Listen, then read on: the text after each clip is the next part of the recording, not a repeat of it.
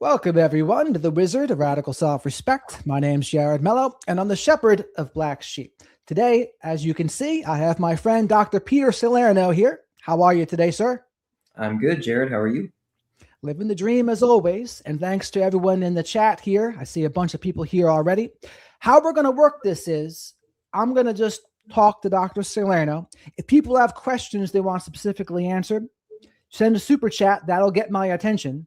But my attention will be on speaking to Dr. Salerno. So you have specific questions, do that, and we'll take it from there. And I think the best way to start is, what is your definition of narcissism? Just so people know where you're coming from. Yeah.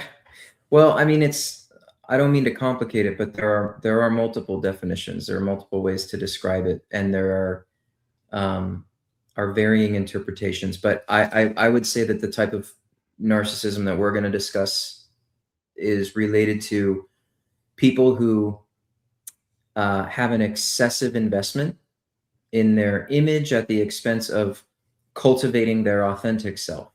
So what that means is everything that they are dedicated to is invested in dedicating themselves almost entirely to how they want to be perceived rather than becoming these things themselves, right?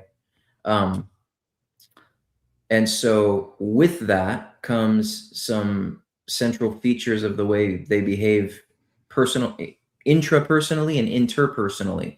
So when somebody is invested in their image at the expense of an authentic self in a pathological way, what we see is like a disregard for the needs and feelings of others. So we see empathy impairments. We see a desire to seek the admiration that fits the image that they find ideal of themselves, right? So that's typically an excessive need because their self-image is pretty inflated. And it's a grandiose sense of self-worth. It's a sincere conviction and belief in their superiority over others rather than something that's compensatory or something that's a defense. Then that's a big one, right? Because I titled this video here, Dangerous Misconceptions About Narcissism.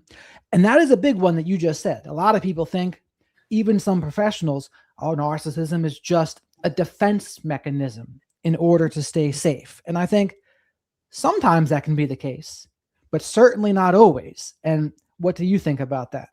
Well, again, we'd have to define what it means to be narcissistic. So are there certain behaviors that at first glance and on the surface look identical or similar to narcissistic behaviors or tendencies that could be related to insecurity or things like that? Yeah, like you could have somebody behaving in exactly the same way with a similar outcome with two completely different motivations. But I think one of the reasons we keep having conversations related to this topic is because there's like a deficit in an awareness of a lot of the research that contributes to what's known as trait narcissism or grandiose narcissism, where you don't necessarily have to have adverse environmental factors contributing to the way it's expressed. It could actually be something that's more intrinsic and develops organically. And so it's not, it's actually impossible to reduce it to what it often is reduced to, which is this idea of insecurity and self-loathing that's so palpable that it needs to be externalized. And so then it's projected onto someone else, and then that person mistakes it as originating in that person because they can't bear to see it in themselves. That's one experience, psychological experience, that cannot fully encompass what narcissism is. Right. I mean, what I would tend to say is inflated sense of self-worth, but fragile. And I was getting some pushback on that. They were saying, no, it's narcissists have no self-esteem. It's just an inflated ego, to which I don't know. I mean, the definitions of ego and self-esteem, I'm not sure how much it really matters, but that's what they were saying to me. Well, the reality is, according to empirical research, okay, narcissists exist who have, some narcissists have very high self-esteem and a positive self-regard and a positive self-concept. And then others have low self-esteem and low self-regard and a negative self-concept.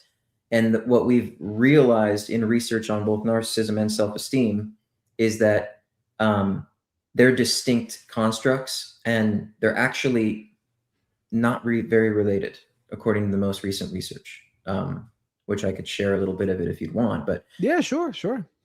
Okay, well, so there's a volume related to trait narcissism that I often reference, which talks about like the heritability of traits that are sufficient enough to produce a personality disorder. And so what some of the research in this particular volume says is that narcissism and self-esteem are much more distinct than conventional wisdom has led people to believe. And that self-esteem is only, the correlation between narcissism and self-esteem is only weak or modest. Becomes even weaker when researchers use more valid measurements of narcissism and self-esteem. So it used to be like conflated and mixed in with almost synonymous with insecurity, attachment rupture, neglect. Like you could almost say those words and people would think, oh, there's some narcissism there then if that happened to that person. And now we're really starting to not redefine it, but expand what we mean by it. And it's no longer, even if it's popular on social media, it's no longer the general consensus that narcissism is a self-esteem issue. It's not. So you're saying they're seeing it through the wrong lens there, seeing it through the lens of self-esteem, period, not the right lens. Yeah, I think that there's so many other causal factors to narcissism and to NPD specifically. I think a lot of people have created this umbrella understanding of narcissism where they're really heavily relying on the vulnerable narcissism profile and presentation, and not understanding that that is like one of many expressions of it, Okay. And that's a good thing to go over too. The grandiose versus covert versus vulnerable. I mean, and my thoughts on it are, I think, similar to yours. Covert narcissist, there's someone whose narcissistic traits just come out covertly, harder to detect. But what are your thoughts on grandiose, covert, and vulnerable? Yeah, I mean, the central feature of like NPD narcissism is grandiosity, right? That's the central feature. I think that makes a lot of people think, well, then grandiosity is absent, or it's embellished, or it's exaggerated, or it's a front in other presentations of narcissism. But that's actually not true. Somebody who is narcissistic with, very low self-esteem and or fragile self-esteem, where there's not a lot of a buffer behind, like, any sort of anything that's perceived as criticism, which could actually genuinely be someone just sharing an opinion. It doesn't have to be a criticism, because there's not a lot of anything. There's nothing cultivated that's of true substance. There's really not a lot to catch those things. So they feel like jabs and insults and slights, and the person can have reactions that seem like they're very insecure, but that's not necessarily true. You could actually have a really positive self-concept and then just be very frustrated and annoyed when people don't see you the way you want to be seen. It doesn't mean that you're insecure or you're compensating. It could mean that you're generally pissed off that they don't get it, right? That's interesting. I mean, and I don't know if I've ever even heard you say it that way before, but I like that, because that kind of cuts through the having it to be compensatory and having it to be the, oh, we're just overcompensating for an insecurity. So many people love to say that still. Right. Well, if you read my latest book, Cruelty by Nature, you can see the biology and the systems all operating together to form the capacity to be more prone to like desiring to be right all the time rather than collaboration. And that doesn't mean you're depressed or sad. It just means that you really value being right over being agreeable. And there are multiple systems that contribute to the development of that. And if it's so consistent, like across your lifespan, that it makes you exploitative, disagreeable, combative, entitled, sort of shallow, superficial, sort of charming to win favor. I mean, we if that's really what's consistently happening in interpersonal interactions, we call that something. Now, notice there was no need for low self-esteem or adversity or sadness for that to be created.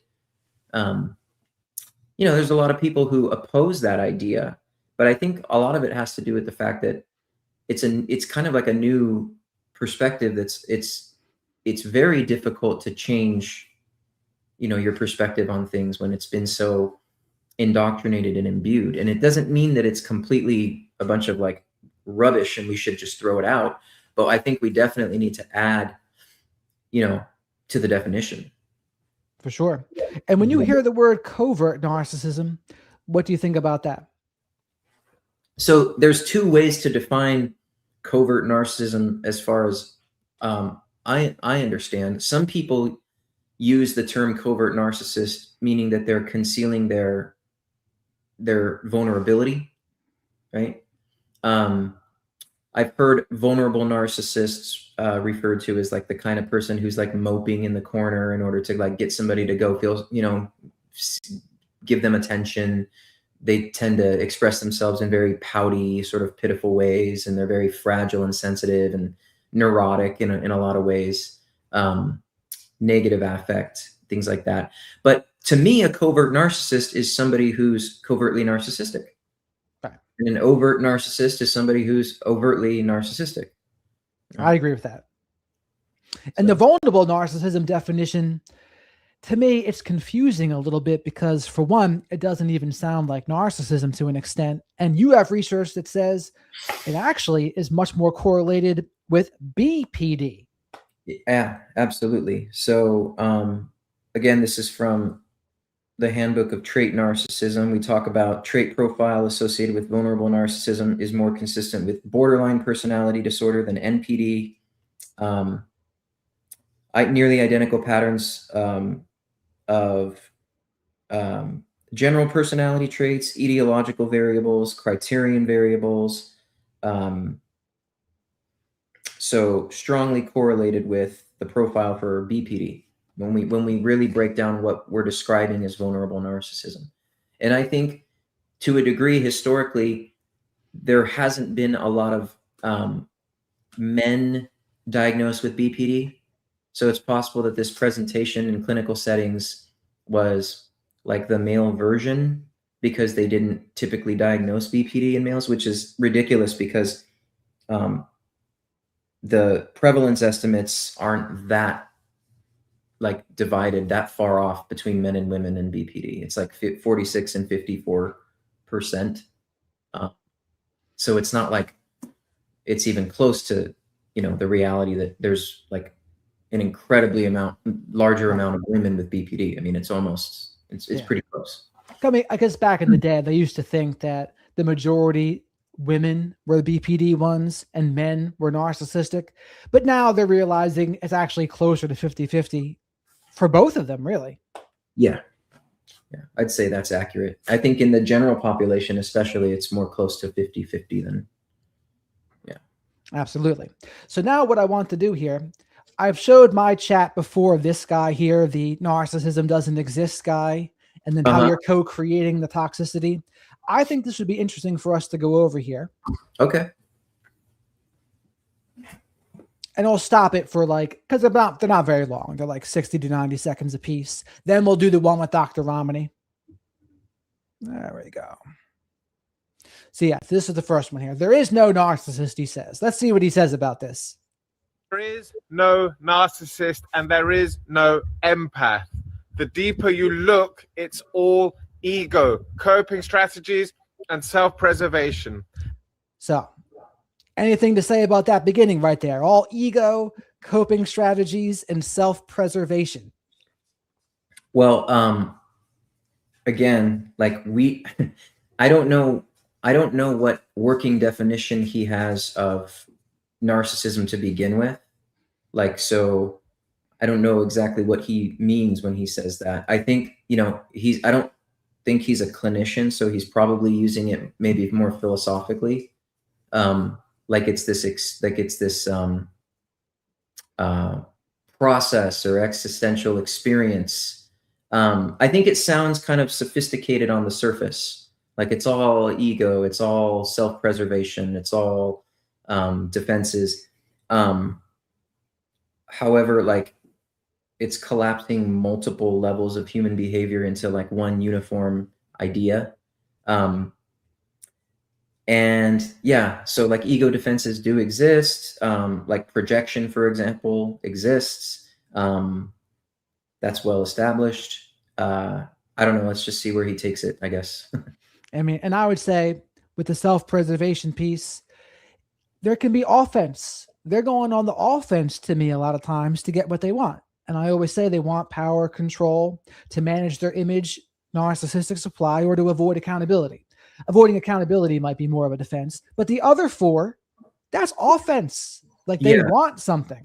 Well, I think we can't define ego by defenses. There's ego defenses and then there's ego offenses. Like ego, first of all, refers to the self. It's not this celestial, ethereal consciousness. To me, it's actually just like the sense of self. That's, and a lot of that structure is physical. So yeah, well, I'll just, I guess, where he goes.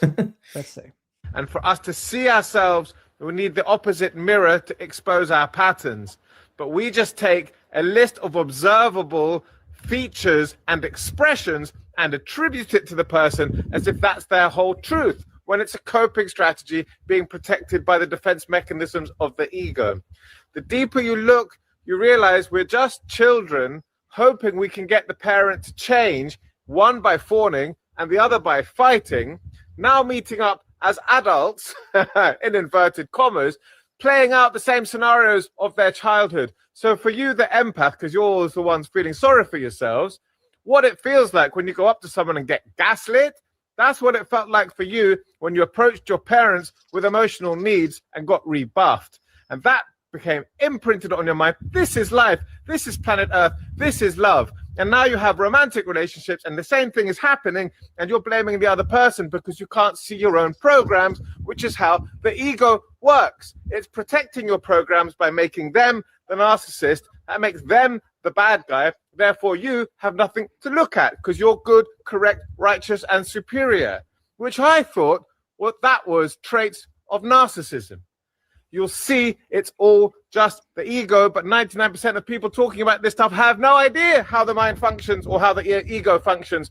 So they take the surface level expressions attributed to the person, label them, brandish them, and then stand there being all righteous and I know what's going on when none of them have a bloody clue.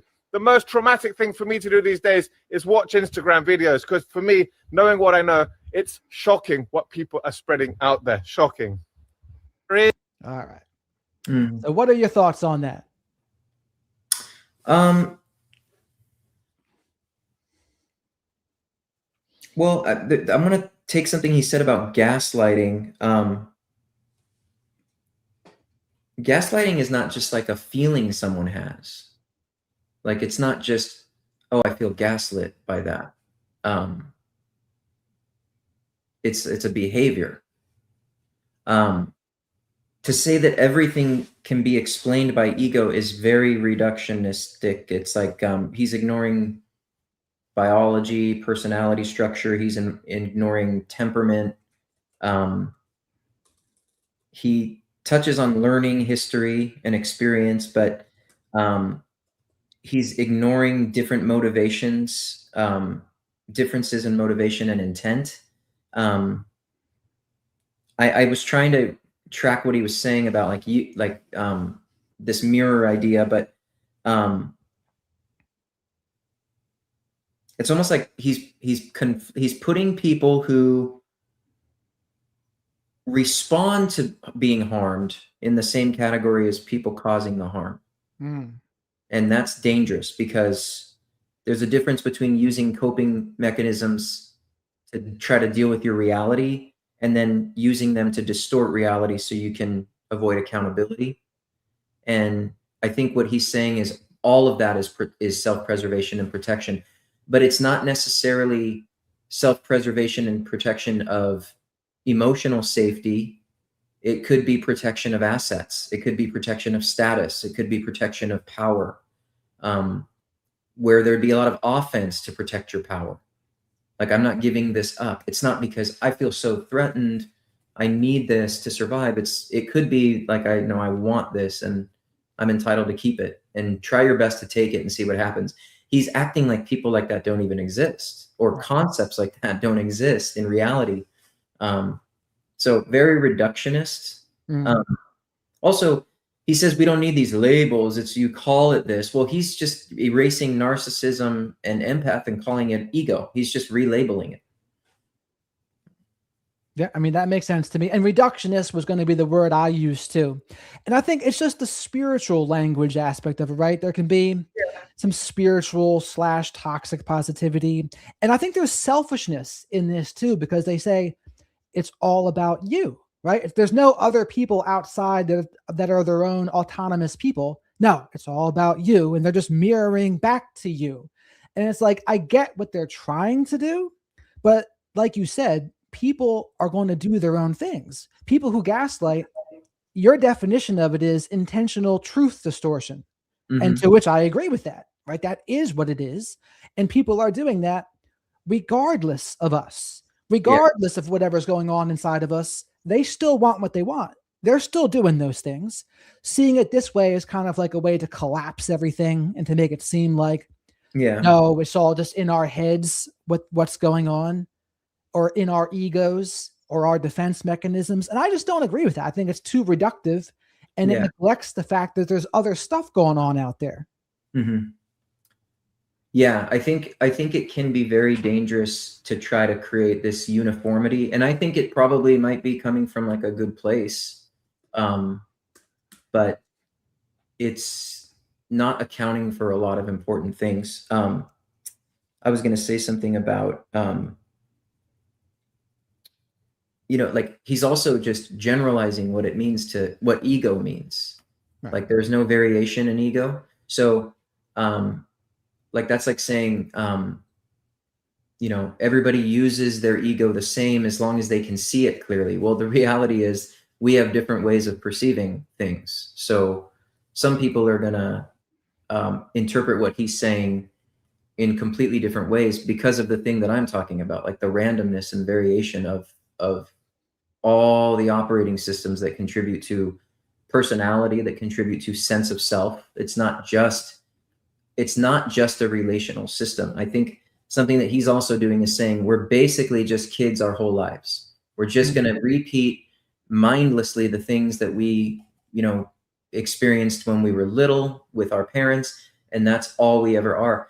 It's a very, well, I think it's a kind of a pitiful and sad way to see human beings, that we are just these mindless, hapless recipients of experience that have no originality or thoughts of our own. And it's solely determined by how we were mirrored when we were little. And then that's why we grow up and we have these conflicts, because we don't understand ego. That's, just very, very narrow. And I think it's important to go over this because, one, I think this can confuse a lot of people or invalidate them at the least. And I bet you there's narcissistic people that would try to weaponize this kind of content. Totally. I mean, think about what he's saying. He's saying, in a way, he's saying, look, it's all the same in a way. If you get scratched by a tiger, it's like getting scratched by a house cat. They both have claws, right? I mean, it's all claws. Well, one of them's fatal. The other one's minor irritant. So the way you're gaslit and the degree to which you're gaslit is profoundly different when it's like a malignant narcissist versus somebody who's a little bit defensive and they just don't want to take accountability right now because they feel vulnerable. I mean, even all that's being reduced to like a general experience with that kind of, you know, uniformity in thinking.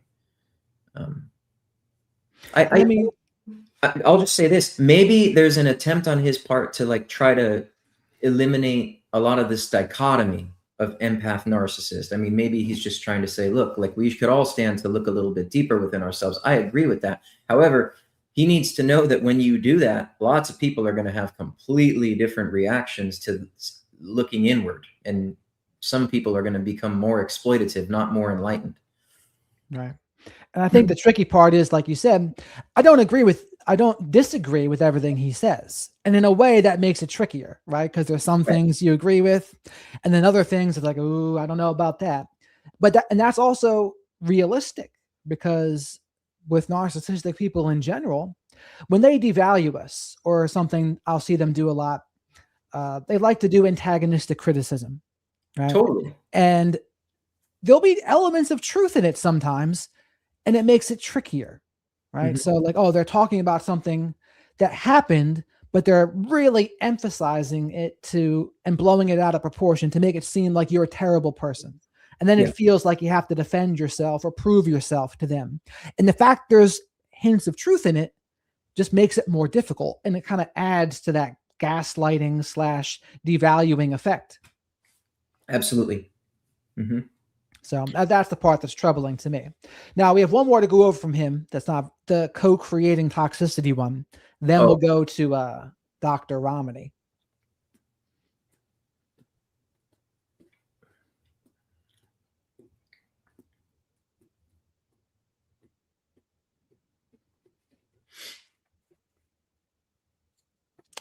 There it is. If I can find it, of course. Yeah, it's under here.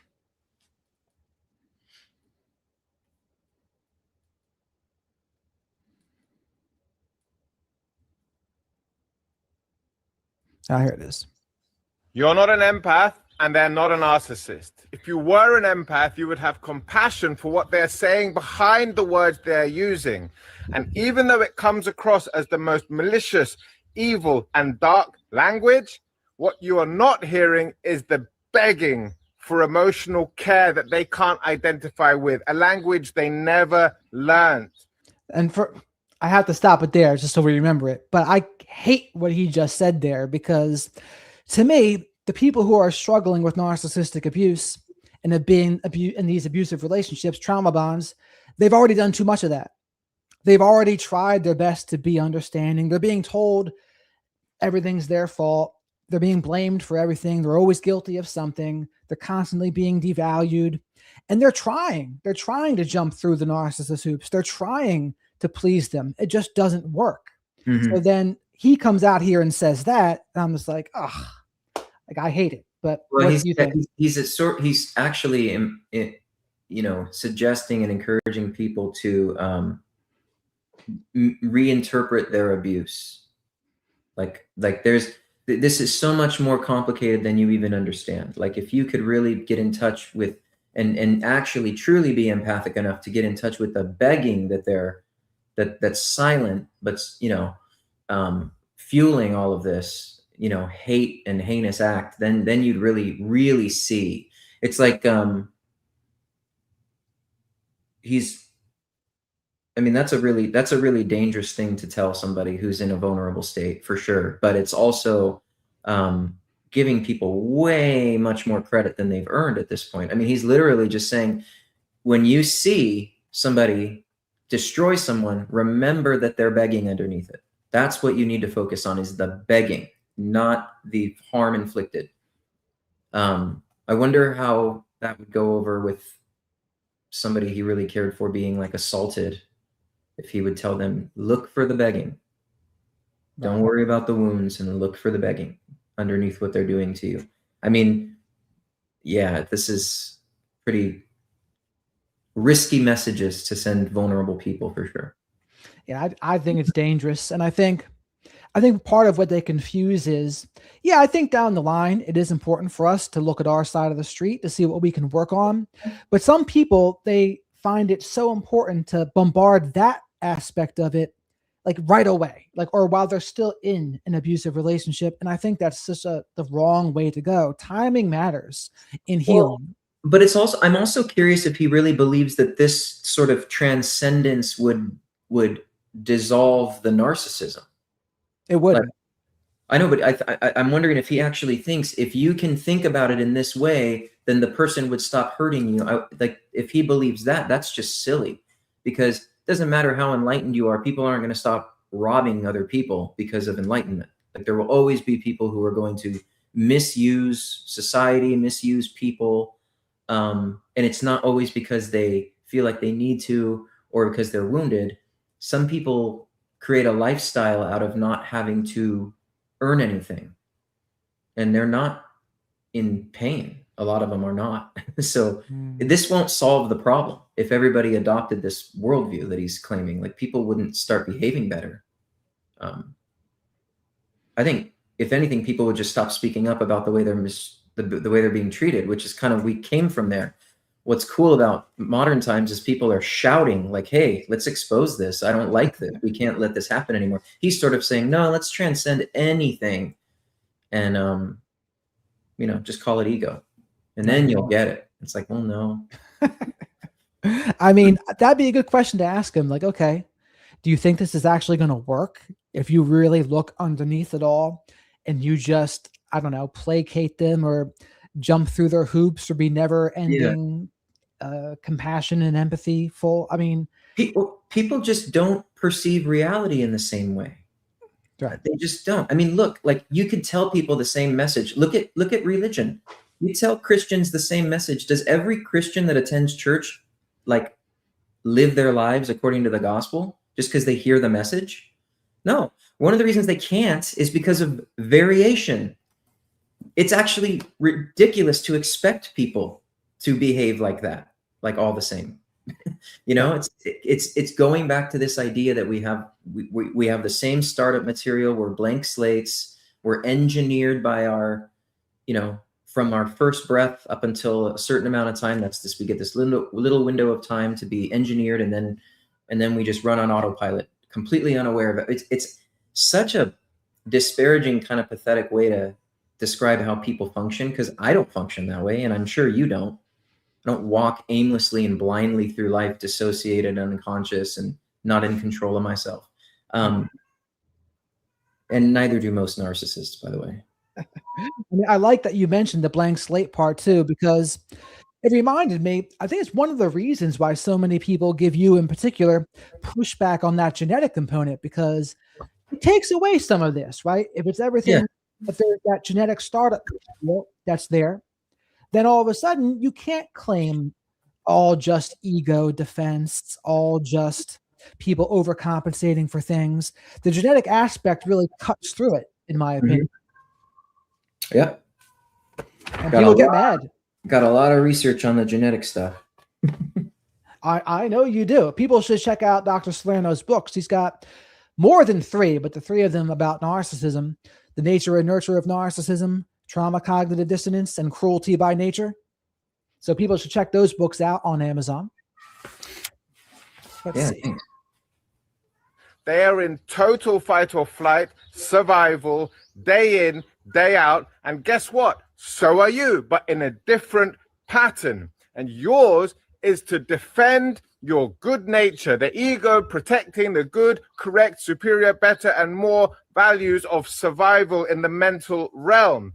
So when you defend yourself against the narcissistic input because you don't understand what they're actually saying, you're sending the message of defectiveness and shame. They're hearing behind the language, I'm still not worthy. I still can't be seen. No one's ever going to meet my needs. And it's compounding more and more shame, which is making them become more defensive, which is making you more defensive. You're playing hot potato with the same emotions that nobody wants to take responsibility for.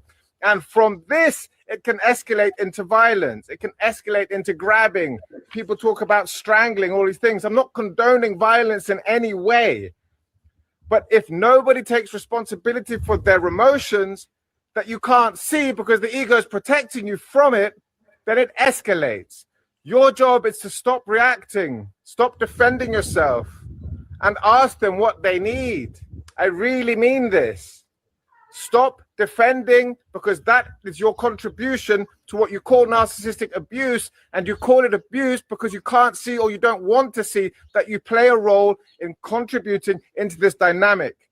And the name the empath gives to the resistance to their own healing is the narcissist. That's how you avoid your work. As hard as it is to see, I wouldn't be telling you this if I hadn't figured it out myself. I'd make a hell of a lot more money if I enabled the victim mentality and focused only on how horrible the narcissist is, because they manipulate, they gaslight, they diminish, they twist, they deflect. That's obvious to see, but you don't see why they do it or why you defend yourself against it. It's all a block to inadequacies, guilt, shame, insecurities, and huge emotional abandonment and neglect as children. You both went different ways to the same pain. We are all products of dysfunctional family units, and that's the cards we've been dealt, and we're here to transform them. So understand the mirror that's coming to you, the reminder of discomfort. Feel it, stop defending yourself, and let's get onto the level of expressing needs, and you will break free from it, but it will be distressing as hell. You're not an... All right. So that was a lot there, but what do you think? Well, I'm thinking about the type of narcissism that is always present in like psychopaths. Right. And I'm curious, a lot of narcissism is not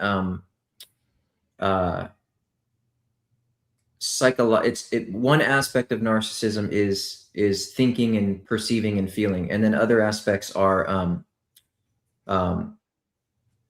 behaving, right? What he seems to be leaving out is like he's talking about conversations that go awry, and that people need to have, more self-awareness to know what's actually going on behind the motivation of the conflict. But I wonder, like, and he said the way that you do that is you ask the person what they need, even if it's really hard to do it because you're defensive. I wonder if he thinks that tactic would have worked on like Ted Bundy's victims. Like, could they have just said, "Hey, what do you need?" And then they're gonna preserve their life and not be, murdered and sexually assaulted. Like, is that really what he thinks? That, so he's really trying to narrow down that this idea of narcissism is sort of like these conflict conversations that people get into, and then one person feels invalidated, and then the other person, is defensive, and so they start this negative interactive pattern, this sort of feedback loop, and all the while, all they have to do is just ask each other what they need, and then it'll make, like, it's just so like, I don't even know what to say. Like, it's such a narrow-minded way to conceptualize the complexity of human personality and traits and narcissism. Like, yeah. No, I agree. I think what he would say would work better with people that were just emotionally immature. Like, if you got some emotional immaturity, maybe like some very mild narcissistic behaviors or something, okay, maybe some of that can work then. But when you're dealing with real narcissists, you're just going to lose your mind trying to do some of that. And I told him on that video, the only thing you should be telling people is walk away from these kinds of people if possible, least amount of contact necessary if you can't, and leave it at that. That's the only thing to be telling them, in my opinion. Yeah, I think, I mean, it's obviously just a different perspective. Again, I think it's more related to this philosophy than actually someone who's experienced sitting down and clinically dealing with like narcissistic people who admit as much, that there's, a genuine disinterest in the needs and feelings of others. So one, that person's never going to ask the other people what they need in any meaningful way. I mean, it's just, it's going to go one way, right? Like, if you try to do some of this for the narcissistic person, they're never going to do the same for you. Right. Like they're not going to match that in a good way. And just like when they're antagonistically critical towards you, like, you know, they're full of it, because if you were to ever do the same to them, they would absolutely lose their minds. They would lose their minds and like rage out at you when you match their actions and they lose it. Like, that's your sign that, all right, something's not right here. But he's kind of given them a very charitable interpretation. But narcissists are notorious for giving the least charitable interpretation to others. Yeah, I think to just generally the dynamic he's describing is actually somewhat benign. It's just frustrating. Like it's a conflict of being unseen or invalidated. It's not necessarily like, I could picture that dynamic that he's describing and resolving it pretty easily with two collaborative enough people that are like at their wits' end with one another, and they're really distressed, and they're literally creating narcissistic injuries in the other person in the primary narcissistic sense, where it's like this, it's not pathological. It's just this circumstantial sort of like disintegration of your best defenses, like you're using weaker, immature defenses, and then you resolve it and you move on. But for that to take place, it wouldn't, like, narcissists wouldn't be involved in that, if that makes sense. It's a different type of dynamic that I think is just, he's creating an umbrella scenario that's just not based in reality. It's also a lot of circular interpretation. It's like it's like not testable. It's you know. And that's what makes it tricky too, right? It's difficult to really prove it completely wrong a lot of times. You can't prove it or disprove it. Exactly. But it feels more like you can prove it when it's repeated so much. It almost starts to become like valid. But a lot of things that are popular aren't necessarily valid. They're just common. Yeah. And speaking of that, let's pop on to the Dr. Romney video here, because I think you'll find this interesting. I'm very curious what you'll say about this. So this is Lewis Howes asks her, what's the biggest misconception about a narcissist then? And let's see what she says. Let's see here. Or actually, is that not a video of it? Oh, that's just the screen. Hold on one second here. Okay.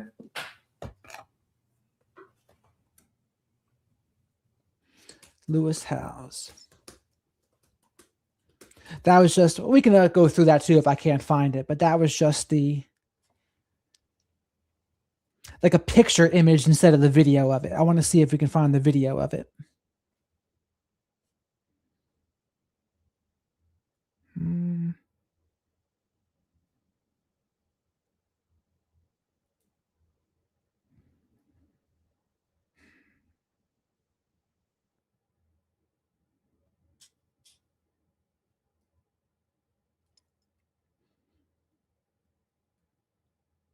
Well, we'll play this. I don't have time to look for all this. What's the biggest misconception about a narcissist? That they love themselves. And then he just says, Lewis says they don't love themselves. And she says, oh, hell no. It's self-loathing. This is a disorder of self-loathing. All that inadequate and ugly insecurity, they hate themselves. Then they project it onto other people. So, what do you think about that?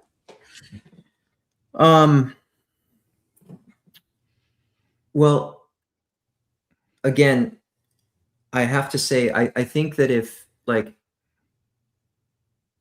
it's a different context, like hearing this and then not knowing exactly what she means. I mean, I understand they're having a conversation about narcissism and but I don't know how she defines narcissism. So we have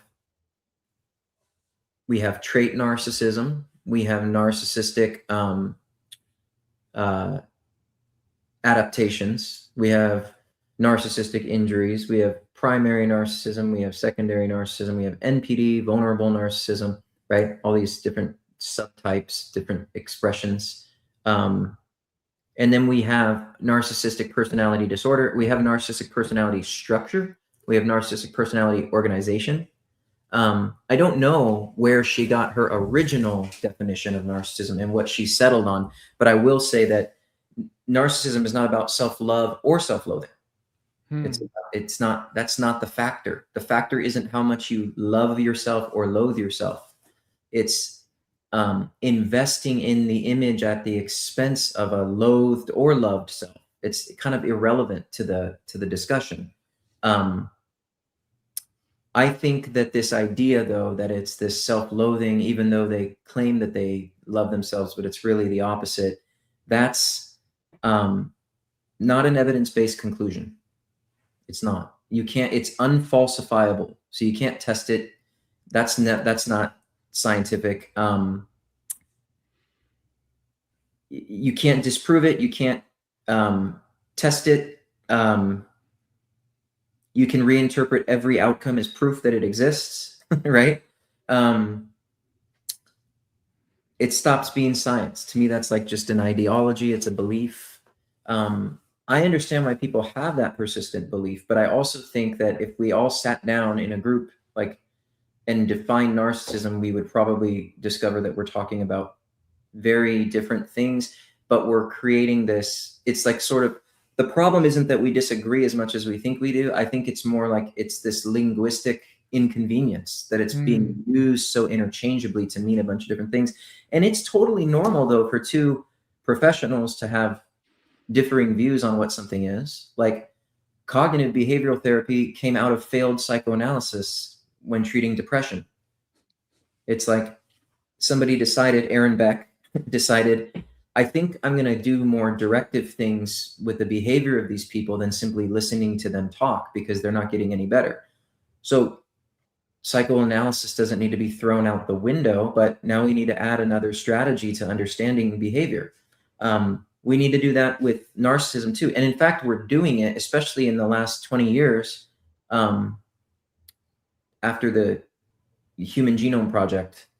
We're doing really cool things that we weren't able to do before. And now we're learning all the systems that are involved in the development of like a personality that we would consider normal and one that we would consider maladaptive. And believe it or not, when it comes to narcissism, self-love or self-loathing don't come up in the operating system when we're discovering what's fueling it. Right. I think people say it just because it makes them feel, some people, it makes them feel better to think, oh, the narcissist just hates themselves. They're full of self-loathing, or they're just overcompensating for insecurity. And for some people, I think it makes them feel better about the situation, but I don't know how accurate it is. I think like our friend, Dr. George Simon says, sometimes they're just, no, they really do believe that they're all that. And in fact, they're shameless, right? They're not just compensating or have all this toxic shame inside of them. I was like, no, shameless can be more accurate. It's a very interesting thing to me, and I know why it took place, but it's very interesting to me how when it comes to like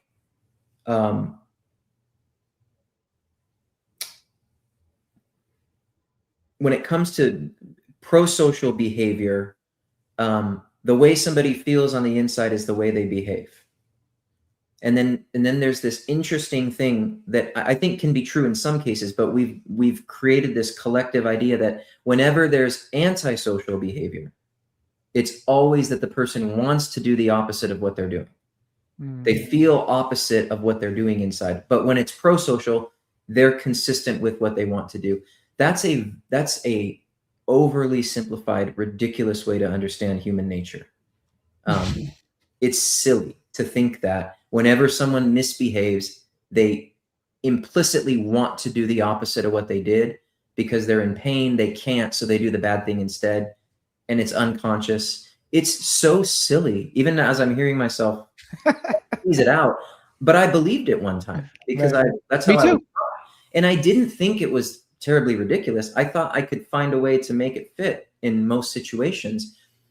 And if you do that enough, especially as a clinician, you start to know this, okay, this is bullshit. because you see some people reacting in ways where there's nothing you can do except acknowledge the discrepancy in the theory. Right. You know? I think it presumes that everyone's the same from the start. Like, oh, we're all just the same. And if I was doing this, I would just be overcompensating for something. But it doesn't take into account, no, there's just different people from the start. Totally. They are different, whether they're neurodivergent or have the impairments in the parts of the brain responsible for empathy, whatever it is, there's different starting points. Correct. And people don't understand that. They think it has to be, no, we're all like this. And any deviation means they're trying to get back to the way I am. Right. And it's just, no, like they just have different. And it's like you've said before, not everything's about just connection or staying safe. It's like, no, some things, evolutionarily speaking, are about, passing your genes down through the generation, collecting, gaining resources. And that's not all about staying safe or connection. There's more selfish motives than that. There's also selfish motives, like not consciously, but randomly and sort of just living processes. There's, variation and different systems are motivated to do different things in the body that also contribute to personality. Like it's not all emotional safety. There's other safety that matters. And it's not true that everybody is born equipped with the same exact system that interprets sensory input in the same way. Like, for example, some people have hyper-reactivity emotionally, and some people have hypo-reactivity emotionally. And that's really going to inform fear, and that's going to inform anxiety. It's going to inform all kinds of things. So, and it's not related to the relationships they have. I think people would be really impressed with Kevin Mitchell's work on this type of stuff, the understanding of intrinsic developmental variation. How many possibilities can occur like from the moment of conception before the external environment even gets its hands on people? I think would be fascinating for people to see how much variation is in that related to our psychology. And that doesn't necessarily have to include adversity in that process. But I think the idea that we're born differently is it's just not very popular. It's not even thought about very often. And I wonder why that is. Why are people so uncomfortable with the fact that people have different starting points? I think it's just less control. I think the more variables we can't control, the more like we feel helpless or fearful that we can't dictate a certain outcome, or there's not room for improvement. I don't really believe that, though. I mean, we're not talking about determinism. We're talking about probability, and we're talking about difference and variation. So I don't think the discussion needs to move towards this like doomsday stuff. But even people, I'll just say this. I work with a lot of people who say, hey, just right off the bat, I'm going to tell you, I'm not leaving my situation. And it's like, okay, fine. How can I help? And honestly, like the people that I help create a new language to relate to this operating system, even though the problems don't necessarily go away because the person hasn't changed, their ability to like navigate it and not get caught in the drama every time like diminishes enough that it's more tolerable. I'm talking about situations when there's not physical abuse. I'm talking about more just like the combativeness and the nitpicking and devaluing and blame externalizing. They have even said, though, knowing that it's a different operating system, even though I'm not leaving it, and relating to it as if it's really different than mine has helped tremendously with my own sanity and cognitive dissonance. So even that's evidence that you don't necessarily, have to like escape every situation. I would recommend. I don't think it's a way to live personally. I think it's a very unfulfilling way to live, to have to like learn a new language of disorder in order to function optimally in a relationship. That's silly, but people do. I understand why not all people can leave. But my point is, when they treat it like it is different rather than it's like the same, and it might have just been like a different upbringing, when they treat it like it's a really different system, they experience a lot more relief. Yeah, it's helped me. I mean, I think the biggest thing is accepting what you're dealing with. And that's the hardest part for a lot of people, right? They want to treat them like they're a normal person. But when it's someone that's really a narcissist, I'm not talking about just an immaturity. It's no, when they're really a narcissist, you're going to drive yourself crazy if you're trying to treat them like a regular person. They are not a regular person. They're going to twist and distort what you say. They're going to move the goalpost. They're not going to validate your perception of reality. It's just not going to work. No. And I would actually encourage people to, a lot of times the emphasis is, how much can they change? Should I hold out for them to change? Is there something I'm missing? Is this going to affect, future generations of my family? I think a really just kind of pragmatic question to ask yourself in these situations is, am I compatible with a narcissistic trait profile? Like, if I could create an appropriately and realistic ideal relationship for myself, would it involve the interactive patterns and traits of the person I'm currently with?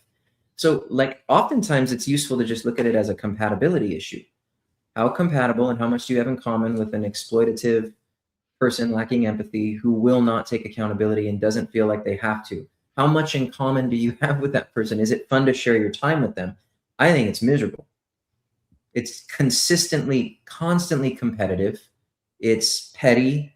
It's trivial. It's circular. It's, repetitive. It's stressful. It just doesn't, amount to much when you look at it from that perspective. It's not really worth fighting for that much. I mean, I wouldn't like it. I wouldn't like the lack of collaboration, the devaluing, the antagonism, the twisting and distorting. I mean, that's a good way to drive yourself crazy. I mean, they're driving you crazy. But again, a lot of what we talk about here is to make people aware that, okay, this is what's going on here in your life. If you're dealing with someone like this, what's the best thing to do? To walk away, I would generally say, and then try to get into some kind of trauma therapy, EMDR, or brain spotting, or fill in the blank with whatever, right? Yeah. And I think what I've noticed a lot that's tremendously helpful for a lot of people is reality testing in like a group format with other people who've been through it, where you're assured you can bypass the conversations that typically occur with people where they say, well, maybe it's just a misunderstanding, or, well, they've always been nice to me, so I don't really understand what the big deal is, or, well, if it's so bad, just leave, or like, those things are so debilitating to hear when you're already down and out. So group support with people who've been through it, and interestingly enough, no matter what the upbringing is of the maladaptive person that's being, discussed in these groups, the pattern emerges and converges like every time. I mean, these are pattern strategic ways of going through life. This personality. It's not random or determined by, risk and environment. I mean, it's incredible how predictable it is. Right. And this kind of leads into this too. In your opinion, thank you for this, Laura. Anxiety Art Adventures. In your opinion, is narcissism genetic based or more determined by environmental factors? Right. Well, I think there's my opinion, which is that I think that it's always related to gene environment interaction. And from what most of the research is now saying is that genetic trait profile has to be present in order for like the development of the disorder to continue. Whereas, so I don't believe it's environmentally determined. my opinion is that it's always both. My opinion, well, I guess I would also say my opinion is that it's more biologically based. There's biological underpinnings more than the environment. But I mean, the research that I share often just basically emphasizes over and over again that the environment is only one component of this. It's not sufficient to explain causality. It appears to be heritable regardless of the expression of it. So regardless of the subtype, it's more likely that narcissists come into environments with these traits and cultivate the environment to cater to the trait profile rather than the environment happening to the narcissist and then they become narcissistic. And that part's fascinating to me, right? I liked how you had said it's like an introvert. An introvert will want to gravitate towards environments that are more conducive to their temperament. And narcissists, people that have that genetic startup material, they will do the same things, which is wild to think about, really, right? And I think also, people like thinking it's trauma-based, that, oh, this is just narcissism is just a trauma response, because if it's a trauma response, that's something people have more control over, right? Be that their parents can just not give them the trauma, and then they won't have that trauma response of narcissism. And I think it gives them some comfort to see it as more of a trauma thing, closer to CPTSD. But when you talk about that startup material part, like there is no, if you have that startup material, you can't remove it. Like that's there, right? And I don't know, I mean, how bad you'll be always if you have that startup material, but it's there, right? And I think that makes people feel powerless. Well, I mean, I will say if you have startup material that's going to give you a propensity to be kind of combative and disagreeable, and somebody really mistreats you, it's not going to do you any favors. I mean, it's not like you can be, I'm not saying that people are immune to trauma. Now, however, there is research to show that psychopaths are often indifferent to the interpersonal experiences that occur. So like they don't necessarily have attachment ruptures in the same way that a neurotypical child would have attachment ruptures. Like they might have hypo-reactivity to a lack of empathy or in a parent or a neglect. And so it's not going to really rattle them that much. They're like, it's like a cactus. It doesn't need much anyway. Like doesn't need a lot of sufficient nurturing. It's pretty self-reliant there. I forgot I don't know why I went off on that tangent. What was I saying before that? About the trauma-based startup material. Yeah, there are some narcissists who certainly, like the adversity that they've experienced in their lives, or if this is something that there's multiple relatives with, this disorder, it's not going to do you any favors to be around them or be raised by them or have to depend on them when you're a kid. However, it's just not sufficient or even necessary to say that you need trauma involved in the development of narcissism. That's the difference. And I just think a lot of people just don't know that yet, but there is a wealth of research that supports that and can replicate it and test it. And you know what they'll say? They'll say, well, show me a narcissist that didn't have trauma. They'll say, look at Sam Vaknin. Sam Vaknin abused terribly as a child. And it's like, well, that's just some experiences. You're not accounting for every single narcissist experience here. You're only accounting for the narcissist that or have been to your office. Yeah. But also you could say that you could turn that upside down and say, show me one who has. And the only way you could is if you either witnessed it yourself or you believe their narrative. And we know narcissists actually have perceptual gaps and distortions, meaning they perceive being unloved when they're actually treated well, right? This is why this is a completely different disorder than a trauma disorder. Trauma, there is symptoms. With personality disorders, there are characteristics. So something can make you behave in a way that's uncharacteristic of yourself because it's so adverse and threatening that you act out of character. And that would be a trauma defense. And then there's people who genuinely act in character, but they don't act pro-socially. There's a book called The Sociopath Next Door, Martha Stout. And she writes in it, like, one of the most difficult things one of the most difficult things for people is the acceptance that people could exist like this without attachment disorder or rupture. That it could just be that their system is different from the start. That's the biggest hurdle for people to get over when it comes to this type of, discussion. Because it means that we're not as in control of this behavior as we want. Because there's this incredible, like, hopeful idea that if we could find a way to stop trauma from occurring, then we would literally remove the narcissists from the face of the earth and remove the abusive people from the face of the earth. If we could just find a way to prevent parental trauma from occurring in the first, 0 to 6 years of life, then we would be living in this utopian society. Nobody would be combative, disagreeable, hostile, aggressive. Naive to think so. It's crazy. Yeah, it's crazy to think so. I mean, and I'm not in an insulting way, but I understand why things.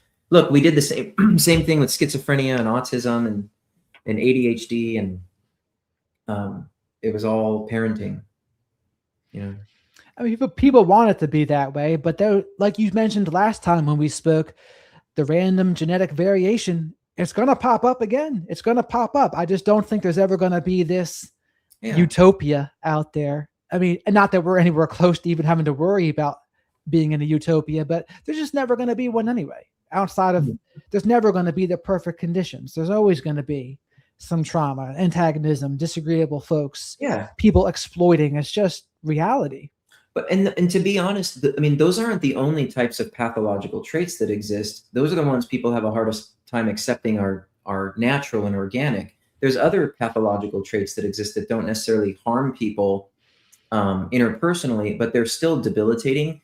Like, for example, I've mentioned in previous posts, like, about my own personal struggle with avoidant traits. Those traits were very debilitating in an irrational way. And your brain convinces you to rationalize the fears that aren't actually realistic. And that loop is very real to the person. I'm speaking of myself, but I was wrong. That's a disordered way to think. That every social encounter is going to result in you being humiliated and rejected. That's a disordered way to think. It's not as popular because it's not interpersonally exploitative, so no one's suffering from it but the individual typically. But it's disorder. So you got to fix that if that's happening to you. If every time you see your world, you think people are doing things they're not doing, you got to fix that. I think it's easier to fix something like that because there's not, well, no, I shouldn't say it's easier. It's a different, it's more likely to be fixed because collaboration is still online. That's not something that you don't lose collaboration when you have an avoidant personality. You don't have collaboration when you have a narcissistic personality. So even telling them, hey, here's where you start to be better, is they're like, fuck that. Like, I'm not, what are you talking about? Whereas an avoidant or a dependent, or they might go, I hate the way that feels to hear, but it's my only way out. If I want a life worth living, I have to hear that. It has to hurt. And then I have to change it. And there's just not a lot of capacity in a narcissist. I think the capacity is not there to begin with. Someone else might think it was taken from them by the neglect or the overindulgence. And there's probably a way to meet in the middle there. But I definitely am out on the idea that it's a self-esteem issue or a self-loathing issue. It's just the evidence is clear that it's not. And what would you say is the biggest difference between narcissism and an avoidant attachment or an avoidant personality? Well, so avoidant personalities have disordered thinking in the sense that unless they're certain that somebody likes them, they're typically going to, like, bail out of social encounters because they're convinced they're going to be humiliated or shamed beyond repair. Mm. And so the narrative is, I really want to connect, but it's so risky. I might as well just find a way to isolate into my fantasy world. But there's still this longing to connect. And then there's sort of like a self-deprecating loop that takes place because, oh my God, you say you want this, but you're not strong enough to go get it. What's wrong with you? So that is actually, self-esteem really gets eroded in that process. It's not interpersonally exploitative though, but it's very disordered because it's not real. I mean, your fears are being made up by an excessive trait that you shouldn't have. And then if you go to a therapist and talk about that, they're going to say, well, it's the way that you were raised. It's your parents doing this to you. You know, you don't want to engage socially because your parents didn't provide you with enough confidence or esteem. And that's not true because that's just not true. I mean, there could be genetic components of that too, right? It's not all just 100%. Oh, these traits are not 100% genetic, but they're 100% significantly influenced by genetic differences. You know, 100% influenced by them. That makes sense. Yeah. So, I mean, I've also been curious just overall with what has been on your mind recently, or about whether it's narcissism or just anything involved with your work, Instagram, etc. Has there been any common themes recently that have been coming up that have been interesting to you? Common themes specifically with narcissism? Well, I mean, just related to your work or anything. I know, like for me, when I'm doing content and I'm creating things, there will be general themes that come around where there'll be a time where I'm like, all right, there's a big difference between the silent treatment and going no contact. And that'll be a theme that comes up for a while. And then there'll be a theme of, is narcissism really just fear-based and they're full of guilt? Like things like that. So is there anything like that coming up for you? I mean, I think that things that have been on my mind and that I've been reading about are like really trying to help people understand the difference between like the intentional offensive behavior and then the reactive, like, so reactive versus proactive, and talking about how superficially similar a traumatized person who engages in reactive acts that could potentially be dangerous or abusive, how that's the motivation is different than somebody who's proactively trying to offend unprovoked, like, you know, just premeditated. So I've been trying to create that difference as much as possible. And also I think the latest couple of things that I've been trying to help people focus on is more self-focus. You know, like when you're trying to get out of these relationships, the narcissistic individual took up all the space in the relationship, and they're also taking up all the space in your mind. You're ruminating about them, how they're feeling, why they're feeling that way, why they're not able to collaborate, why they're not able to problem solve, why you can take accountability but they can't. And so they're consuming your mind even when you're no longer in proximity. So I've been trying to encourage people, like, make sure that your self-concept and your image of yourself that was distorted by an abusive person is not the one you're walking around with. Like, doing a lot more introspective work and challenging your beliefs if they're not working for you. Yeah. And that's particularly challenging when you grew up with a narcissistic parent in particular, right? You had narcissistic mom, narcissistic dad. You've been bombarded with that programming. So then I think when you've had a narcissistic parent, much more likely, I think, to be with a romantic relationship partner that's a narcissist, because it seems familiar, right? And they conditioned you probably to associate those kinds of behaviors with love. And I always call it having to unsubscribe. Like, you got to unsubscribe from all of that. And I know you've written books about mindset and things too. And I know mindset gets a bad name in this space because it's not, people, I think, associate it with spiritual bypassing or something. But I do think mindset's important too, on top of the trauma healing. And I think that for me, it was a big part of unsubscribing for me, really working on my mindset. And I share this with full awareness that some people will say, are you sure you just wasn't spiritual bypassing. And it's like, it's a combination, I think. You do mindset Mhm. and other trauma therapies and other spirituality things, right? I think the combination can really be helpful, because when we get there, like say you get out, and I haven't been in a narcissistic relationship for a long time. And now, because I'm removed, I have awareness of narcissism and their behaviors, etc. If I'm in one, I'd be actively disrespecting myself, and then I would notice it. I would notice that, okay, they just did this narcissistic behavior, the antagonism, the put down, or chronic invalidation or something, right? And if I choose to stay in it from that point, it's because I'm now disrespecting myself. This wouldn't be true if I wasn't aware. If you're not aware, you're not aware. Yeah. But once you're aware, I think that's why I named this channel Radical Self-Respect, right? Radical self-respect plus trusting your gut and acting on it. If you can do those two things, once you're familiar with narcissism, you will not get in there again. I'm pretty confident in saying that. Now, you can be sucked in a little bit, but I don't think you'll get all the way in, if that makes sense.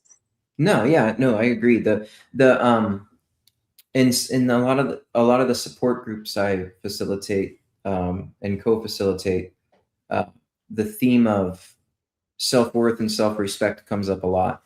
And one way that we kind of tease it out is like self-worth is the kind of the meaning or value you assign yourself, and then self-respect is acting like it. So in order to respect yourself, you can't act like you don't deserve better, right? You have to act like you deserve a lot. Most of us all grown up with and are narcissistic.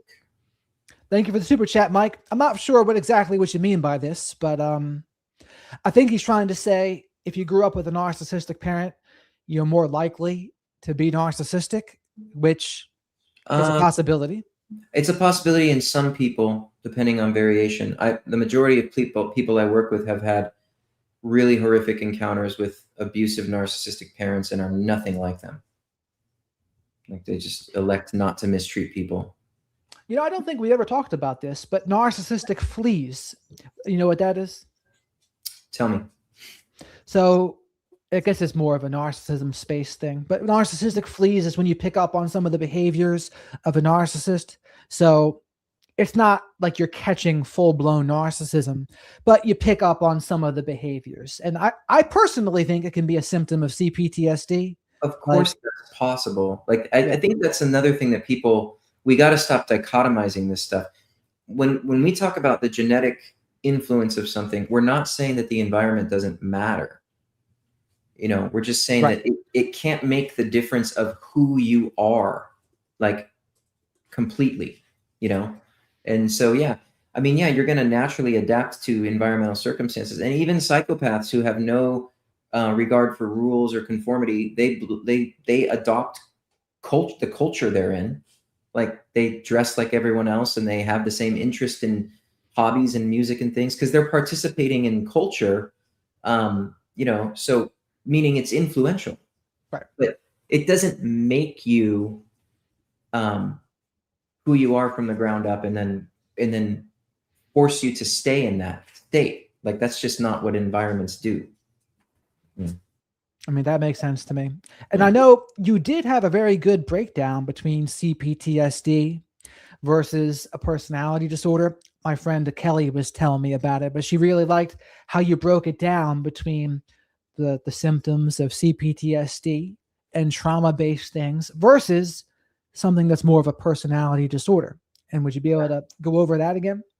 I'm not sure which comparison you're referring to. Was it in my book? Was it like a chart in my book, or was it just a post? Or because I've done it in multiple different ways. That's why I'm asking. So it was on Instagram. I can see if I can find it here real quick.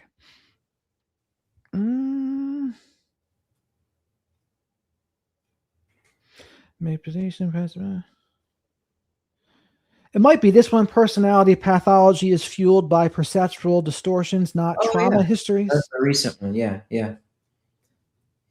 So, I mean, basically, it's it's what they do with the information and the functions that are missing to interpret information in a collaborative way that often cause a lot of trouble. And those are not, those types of perceptual glitches, if you will, are not necessary, nor are they even present in the criteria of trauma-related or stressor-related conditions. So there is more involved in a personality disorder than just behaviors that look like trauma defenses. There's a lot more. I mean, there's a lot of clinicians who experience narcissists, for example, as perceiving that they were unloved in their upbringings, when in reality they were very much nurtured and have warm, stable environment. And then their siblings actually out them and say, they're making this up. We didn't have it. I mean, we've collectively agreed that this person is distorting our reality. So anyway, the perceptual distortions are different. Yeah, I mean, that makes sense. Mike, thank you for the super chat. I've used CBD oil in the past to better cope with social anxiety, and it worked well. Is there any merit to that therapy? I mean, I guess I have some thoughts, but do you know? What do you think? I mean, that's certainly not my area of expertise, but I will say if you are, if there's an association between taking this and the anxiety decreasing and it's harmless, there's probably, something to that that's worth continuing. It might even just be placebo, but if it works, it works is what I would say. I mean, I'm a big fan of anything that works. Me too. I think I don't care if it's prescription drugs for people or supplements or yoga or fill in the blank, right? If it has a productive result in your life, I'm all for it. Like, I'm not one of those people that's going to judge you on what your method is. And you see a lot of people do that in this day and age, right? Oh, totally. Religious people be like, you got to do it this way, or you're doing it wrong. I had a clinical supervisor, because when you getting licensed, you got to get all your hours, and I had a clinical supervisor pick and devalue a lot of modalities, and so her supervisees felt like they couldn't utilize, like they almost felt like it was wrong to utilize them, even if they were effective, because she was like, oh, that's a bunch of bullshit. You don't need to do that. All you need to do is this. And it was really interesting because obviously when you're working under someone's license, you can't do something against their wishes, but it was a very limiting way to view all of the patients we were seeing, because they were being grouped in this one category. And then things that were evidence-based and effective were being written off as like, pseudoscience, when in reality, I think the theory that we were being taught was the pseudoscience. I mean, that is something for people to be aware of, right? I think considering what you do, you're more science natured probably, because you're trained in it, right? When you write books and things, you are going to be, what you say is going to be put under more of a microscope than what I say, because of your background, right? So you're forced to kind of be more particular. But I've thought I'd see, like, there's some things that are pseudoscience probably that I think can help. And maybe like science just isn't caught up to it yet. Maybe it will be down the line, but I think there's tons of things that can be the case for. That's totally part of science too, is to not, close the door on something just because you can't explain it. I mean, obviously you wait. I mean, even things that a lot of people think have nothing to do with science, true scientists aren't closing the door on those things, even if it's spiritual things. It's open to all possibilities, but sort of, following evidence. So thank you for the super chat here. CBT therapy. What is the best way to help someone experiencing traumatic cognitive dissonance? Right in your wheelhouse. Yeah. Well, I think one of the first steps is psychoeducation, or just education in general, on the difference between how traumatic cognitive dissonance is formed versus just regular cognitive dissonance that we all experience from time to time that originates in us. Traumatic cognitive dissonance is being installed in you by someone who wants you to have a perception that's wrong, so they can keep getting away with their deception. So it's like an implanted in you So education on how that's even possible, how your core belief system can almost be hijacked by someone else's beliefs, almost like in a cult-like fashion. I think that's important for people to know, so they don't think, oh, they stop thinking they're crazy and they start realizing, oh, there's actually a way that you can be forced to divide your mind and hold two realities that are contradictory.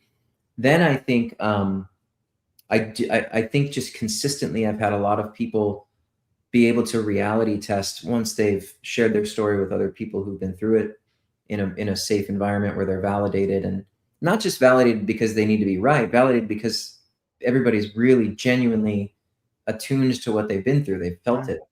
And then things like EMDR or cognitive processing therapy or brain spotting or accelerated resolution therapy, anything that your nervous system receives as being able to like create an off-ramp from the loop so that you could start to have new perspectives introduced that can dissolve the dissonance, and you can make a decision, restore clarity. I think there's a lot of ways. I think a lot of self-help ways, and just even practicing daily self-respect, like acting like you want to be, like you're telling yourself what you're worth and then acting like it, even if you don't believe it, still acting like it. Exposing yourself to creating that type of self-help habit, I think, can be pretty invaluable too. I want people to not underestimate their capacity to help themselves.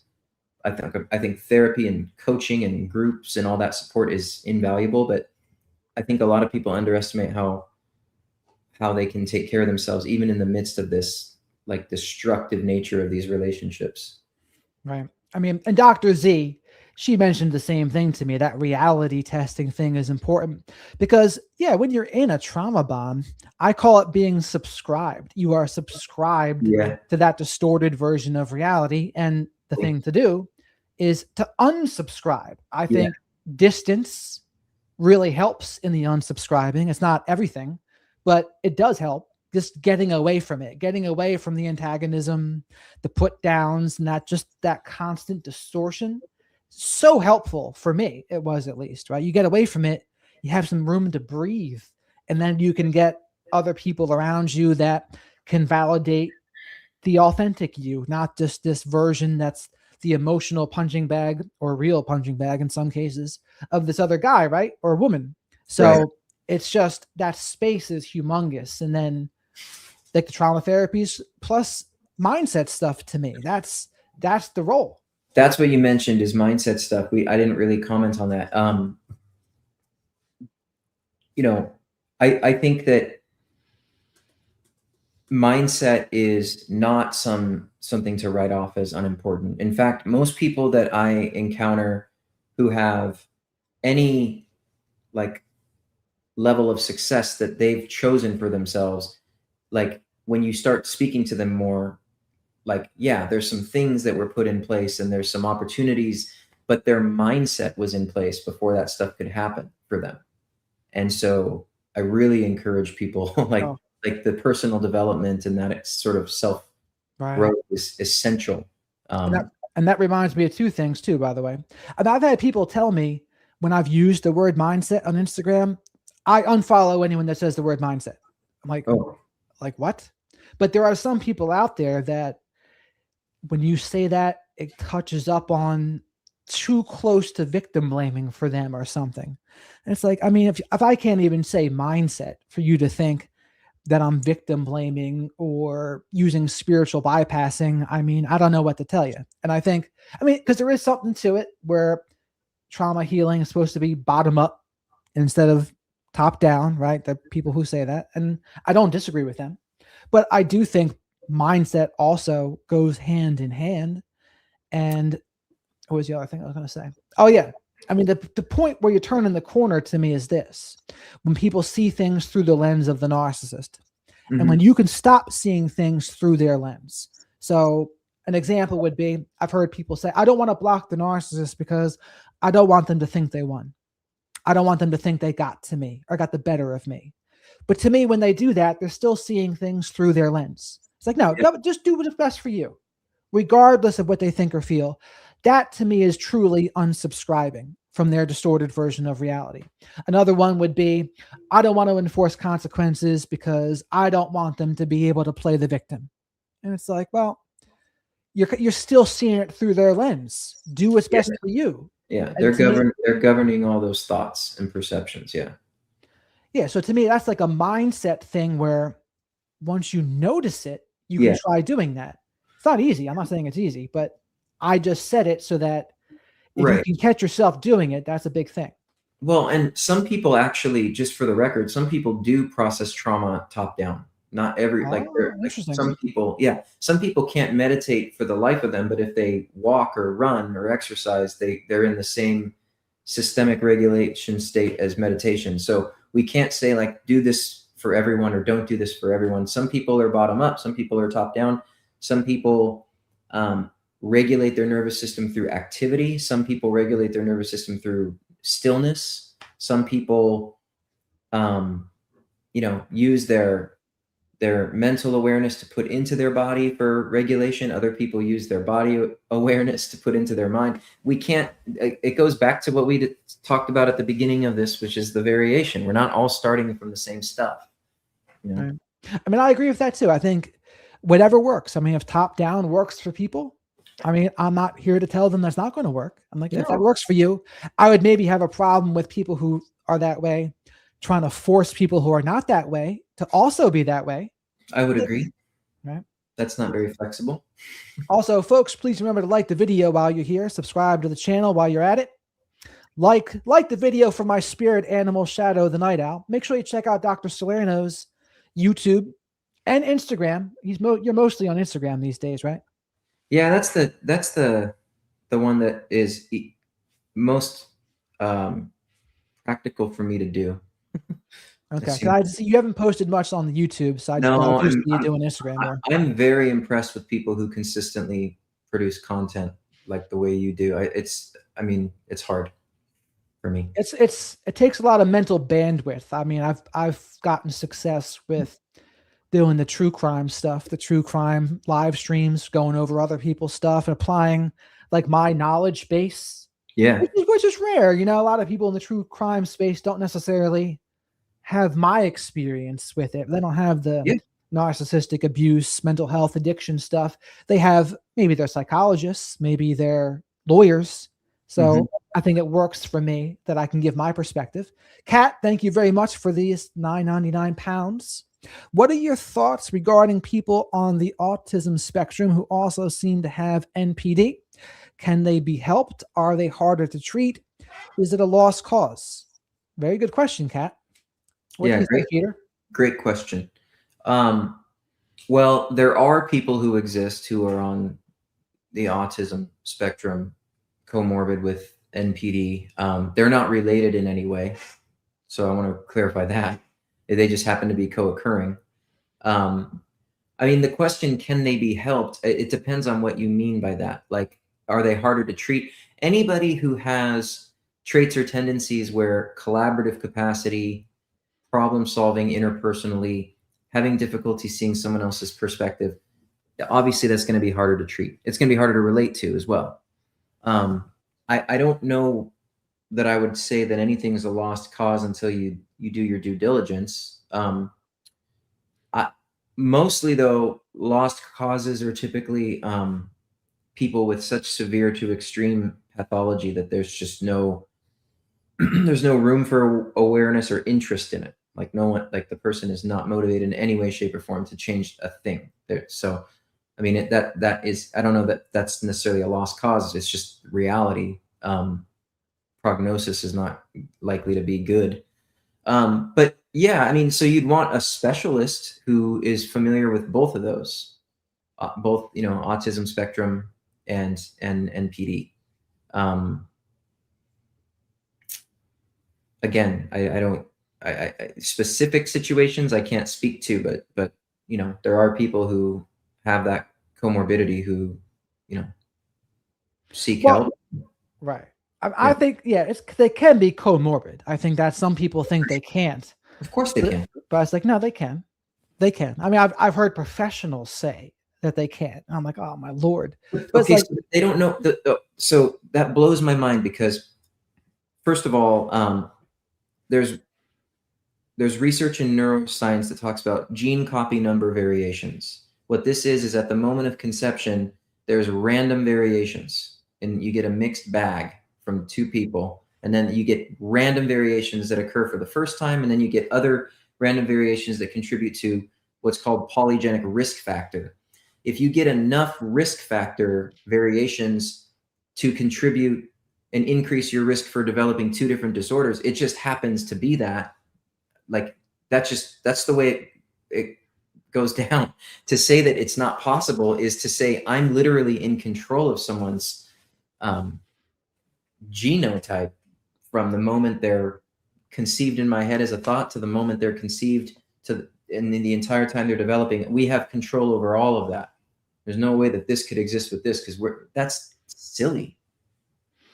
And I would also caution people to ask themselves, why are you asking that question?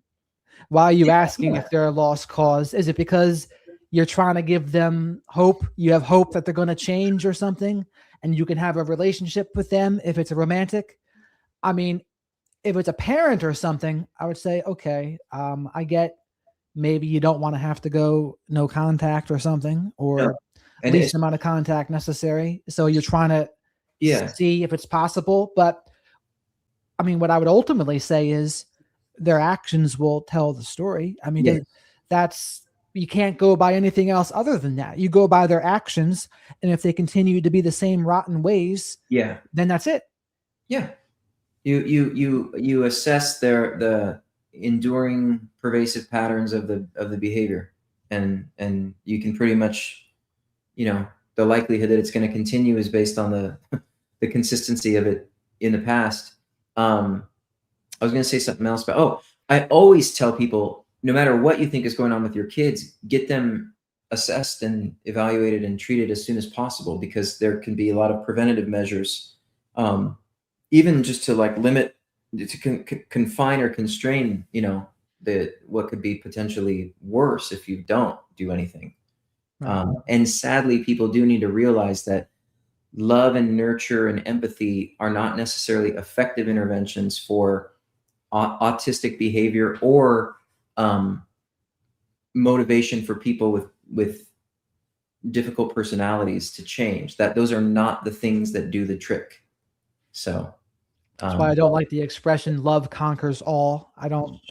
It gets used in bad ways, and then people were pushing back on me. They said, "No, self-love can conquer all." And I was like, "Okay," but usually when people say that, they mean you can love this other person out of their dysfunction or something like that. Yeah. I don't agree with that at all.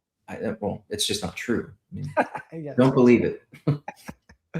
So, Mike, thank you for the super chat. Song by Don McLean in 1972. Narcissism, The Pride of Pomona, a classic.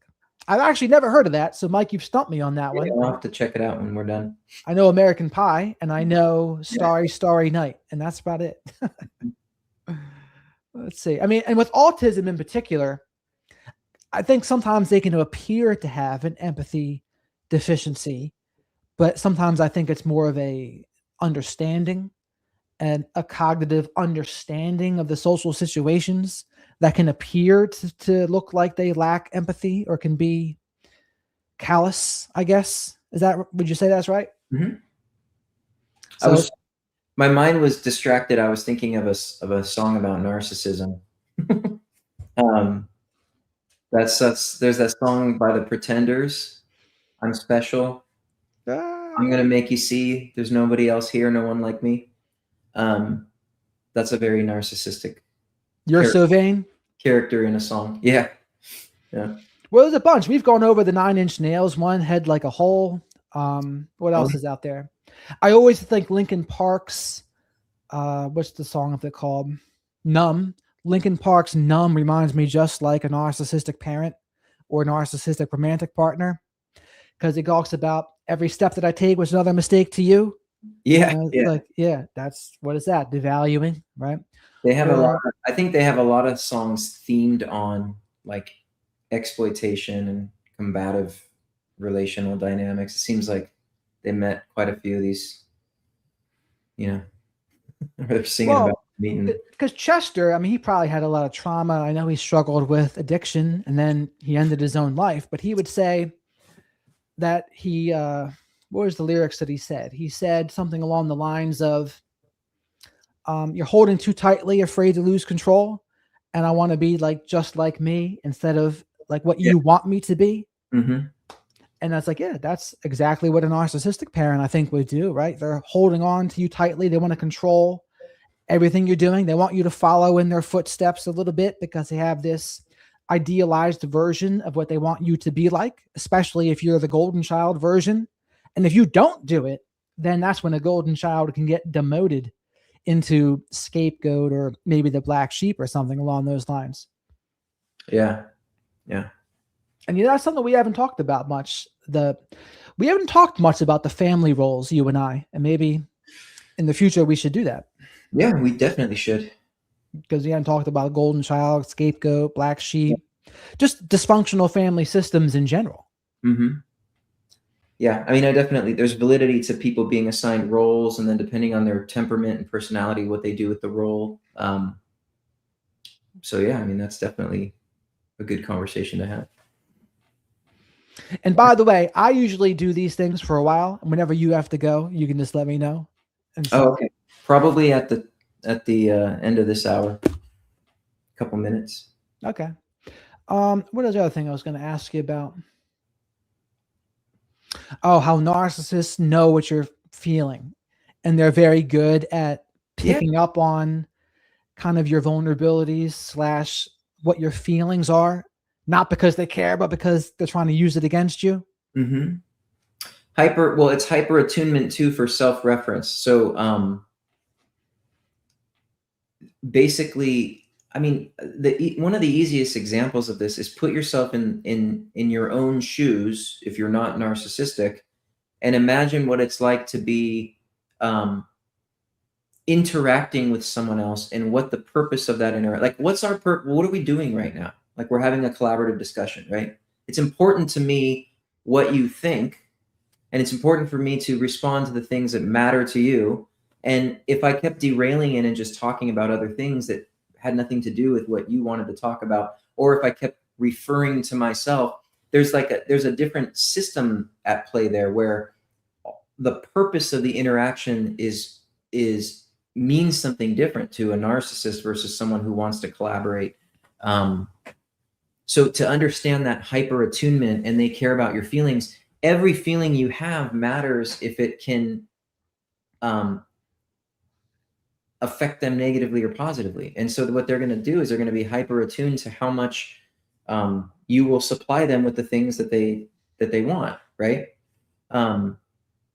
So it's actually quite a sad experience for someone to come to terms with when they realize that their presence in these dynamics was really for the purpose of like holding up a mirror to someone who doesn't want different. They want sameness. They're looking for, just reflect back to me what I want, and then we'll be good. I mean, that's a very sad way to realize how you've spent your time. Right. It's very sad. I mean, and what do you think are the motivations for the devaluing? Because it just depends on the person, or? Well, they do experience they do experience threat, and they do experience ego threat, but it's not always because of insecurity, right? So their minds don't think correctly about a lot of things. For example, if a narcissist has the capacity to earn something that you have, they're still envious that you have it. But why is that? When they can go get it, there's a glitch in the system that doesn't say, ooh, that's cool, I want that, how do I get it? It's, ooh, that's cool, I want that, how do I get it? And they can't have it though. I don't like, because if I have it and they have it, then it's like this, and I need to have something that, so there's a competitive nature that's pathological. It's not good fun. It's not good motivation. It's not like you inspired them. It's that there's something they didn't know they could have that you had. They need to spoil it for you and get it. You know, you can't both share it. There's not a lot of shared joy or shared achievement or shared, you know, because it's all competitive, like you said, and that's where the hierarchical thinking comes in with them, I think, right? They have that rank order, and if you have it and they have it, it's just not as special to them anymore. No, and even when people start contributing positively to their cause, they get threatened by that too. So they sabotage their own plans if somebody else is like contributing too much to them. I mean, that's why people think they're crazy, because like, why would you blow up your own life when someone's helping you? Well, it's not like they are thinking, I'm going to blow up my life. They're thinking, you can't get that close to what I have, or else I don't look as great. So if I have to burn my own company down in order to lower you down, I might have to do that. And then later they go, well, look, my life blew up. I'm so stressed. Yeah. I mean, sometimes I think they get a dopamine rush from putting people down. I know other people who know they're a narcissist told me they'll do it just to kind of calm themselves down. Like, I'll pick a fight when I walk online, and it makes them feel better about themselves. And that tracks to me. I see them doing that. Got a couple of suit chats. Did Ritalin work for kids that are ADD? Thank you for this, Mike. I would say it depends on the person. For some, it might. I'm not necessarily the biggest fan of ADD meds for kids, but I mean, I would think caffeine. I think I'd just try caffeine before you try Ritalin. I would say. Yeah. Well, what a lot of research shows is that stimulants typically have the opposite effect on individuals who generally have like the deficits associated with ADD. The orbital frontal lobes. Yeah, calm them down, right? It actually calms them rather than stimulates them, which is an indicator that if a stimulant is calming you down, then, you know, you might be a candidate for something like that. But I've actually heard the same thing that you just said. There's a lot of people who report to me that they think they have ADD or they've experienced that, and they use caffeine or stimulants like that to get work done and things like that, and they opt out of the pharmaceutical stuff. But other people have had good success with the pharmaceuticals with minimal side effects, and then it's, you know, it's a case-by-case basis, just what you're comfortable with and what's safe to do. But yeah, technically the question, a stimulant is supposed to work to assist people with ADD. I mean, just my philosophy is, not that I'm a doctor or anything. Did you ever prescribe medicines, by the way? No, I don't. I'm not a psychiatrist, so I don't have the ability to prescribe. So nurse practitioners, I guess they can, right? Nurse practitioners can. Yeah. So, I mean, me personally, my philosophy is try the more mild things first. So if you can do supplements or caffeine, that's just my thought.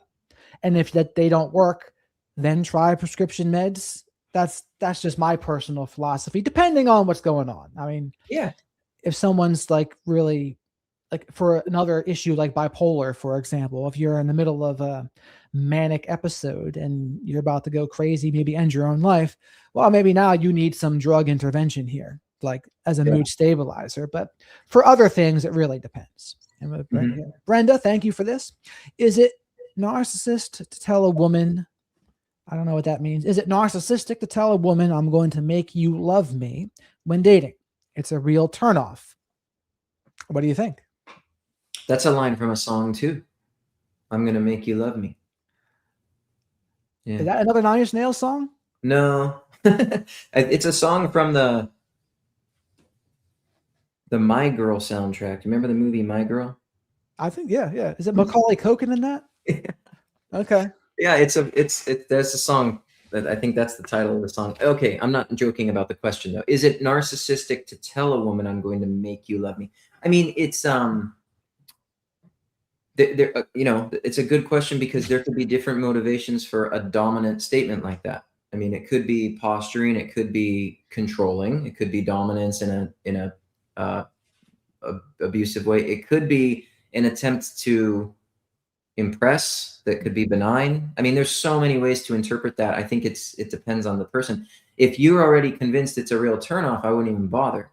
Correct. That's the right answer. Yeah. I mean, I think that's just compatibility at that point. So yeah, like, it's just, if it doesn't feel good to hear something like that, or it's not your kind of humor, if it is an attempt at humor, just be done with it.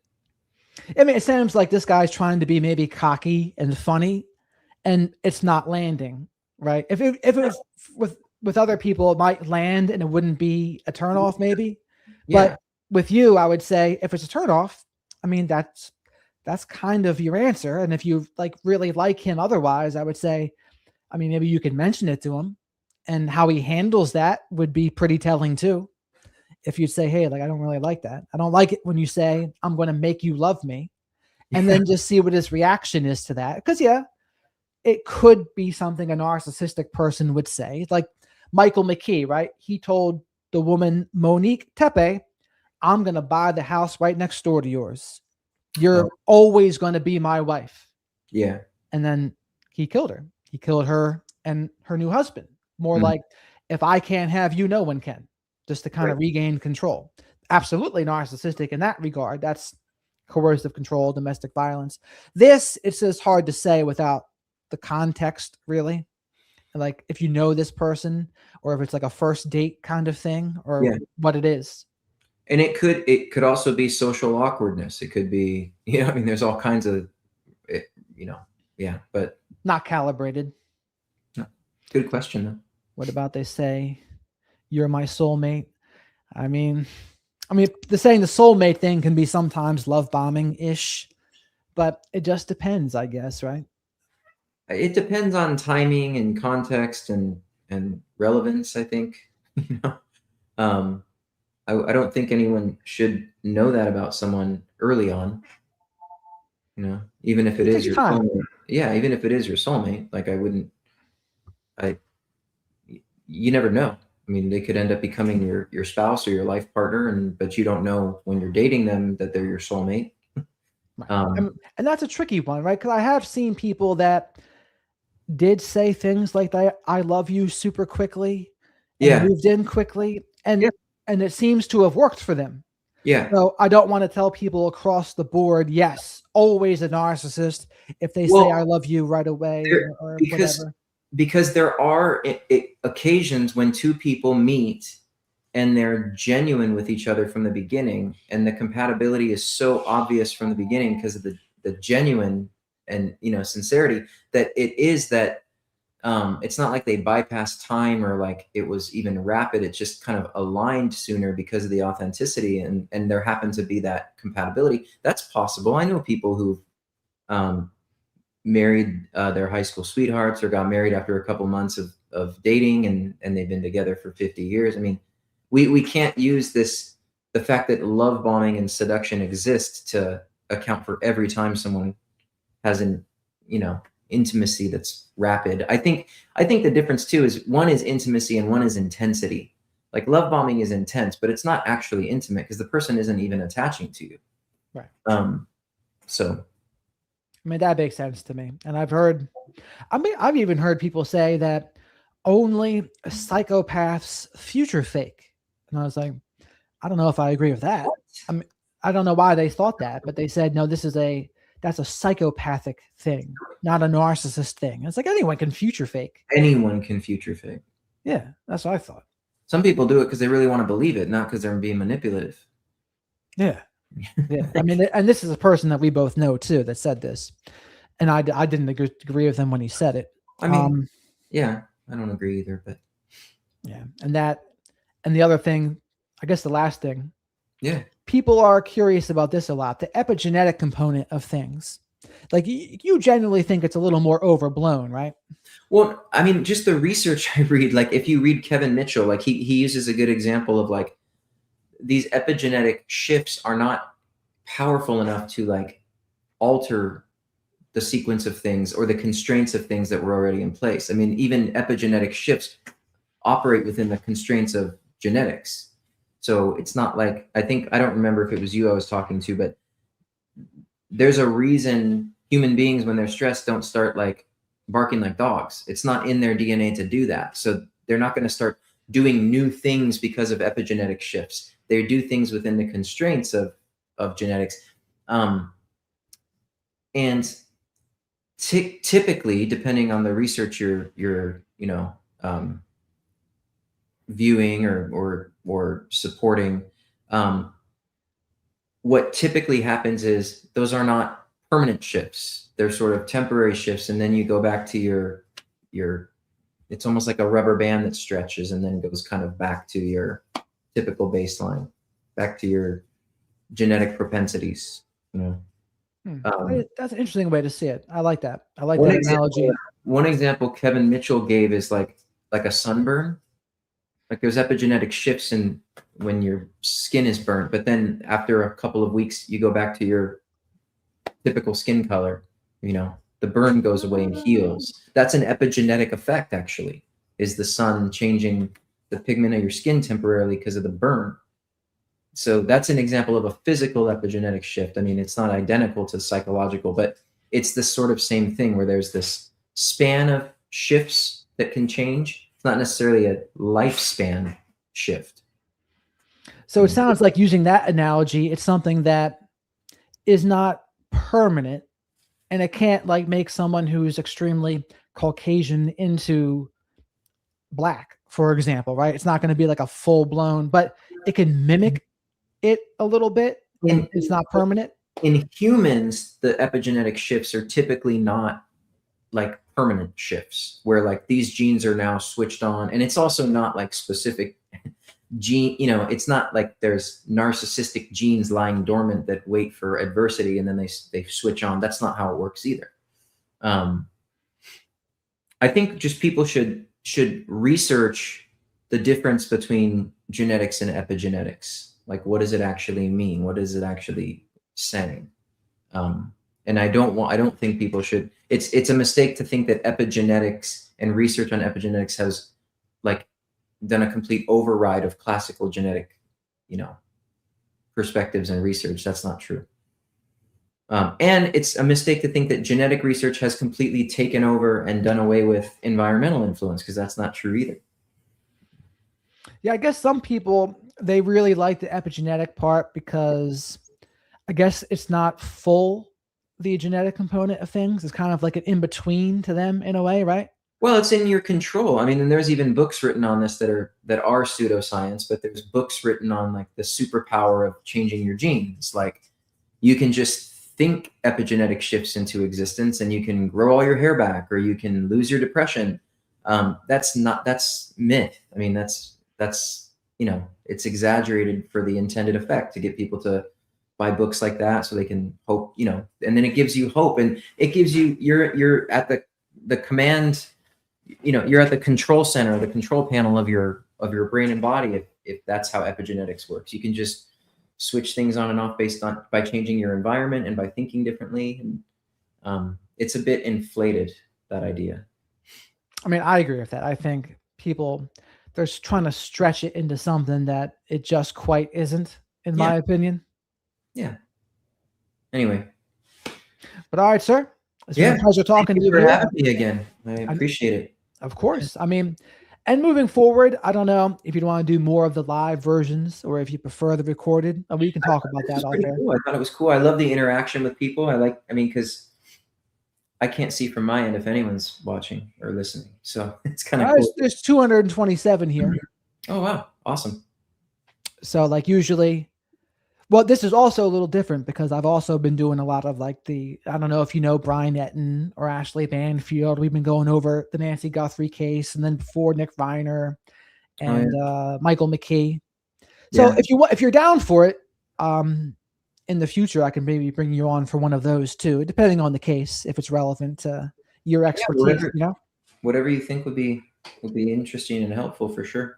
I might pull all of the narcissistic abuse space into the true crime here a little bit. We'll see. We'll see how it goes. I know Dr. Z already does this.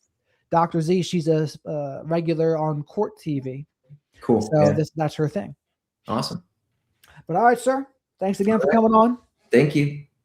So you can just exit out, I guess. And all right, man. I'll say hello. All right. Take care. Have a good one, brother. You too. Bye.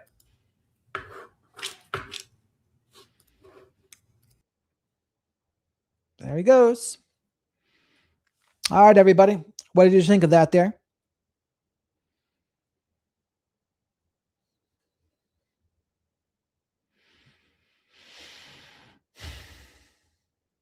Yeah, Kat, I can get him back on for that. I mean, a lot of people in the space here, I can get them on. A lot of people would come on, Dr. Z, Dr. Salerno. I might even try to get Dr. Simon on for one of them. Thank you, Brian.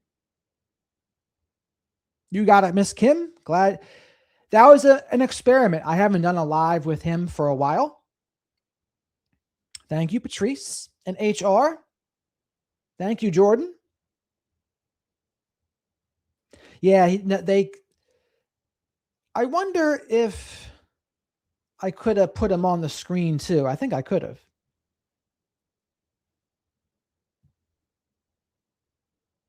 Show comments on stage. Yeah, I could have done this.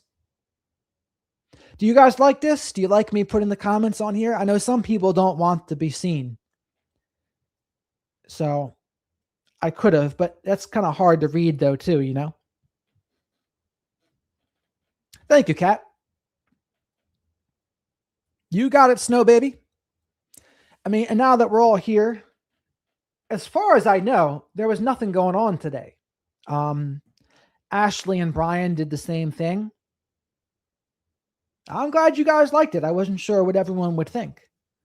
But by the way, do you guys like this thing? The chat on the stage or no? So this is the chat on the stage, off the stage. Usually have a YouTube side open with StreamYard. Yeah, I can. Wingsley. Ellie, long time no see. How did I meet Dr. S? On Instagram over a year ago now. Yeah, he's my buddy, Kat. He was causing some controversy over a year ago, and what happened was people I know, people I've interviewed on this channel, were really not very happy. And so I said, you know what? I'm an open-minded fella. Let's talk to Dr. Salerno about some of this stuff. And we did. Mike, I did not hear about that song. I will check it out, though.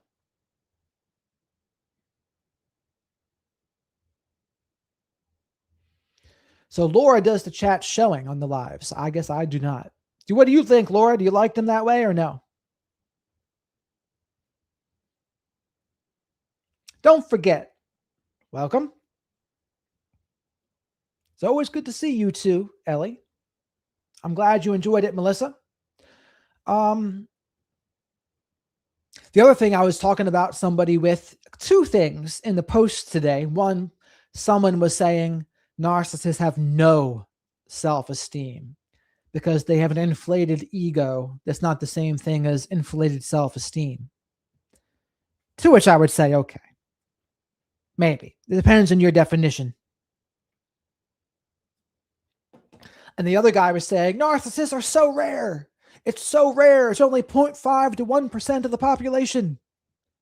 And I would say, dude, I've seen this 100 times.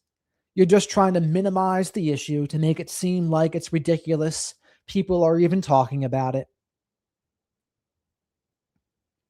Yeah, Kat, we might be winding down on the Guthrie case. I mean, if you guys want, we can put on the Brian Itten video from today. I don't know if it'd be better to just close it down after the interview there or go to a video.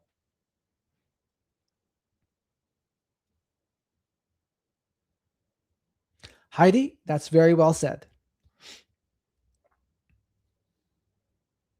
I agree, Brenda.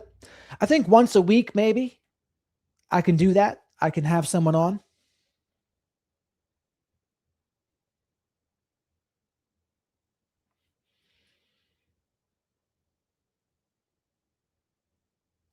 What's 1 to 6%? It's really difficult to get accurate numbers on it. Chances are it's even higher than that anyway. But the whole point is that entire debate of narcissism so rare, it's just dumb. It's a dumb debate to be had. All right, Laura, thank you for the super chat earlier, and I'm glad you enjoyed the discussion with Dr. Salerno. Yeah, but people just try to use it to minimize. Bring up the lyrics to the Narcissism song? Okay.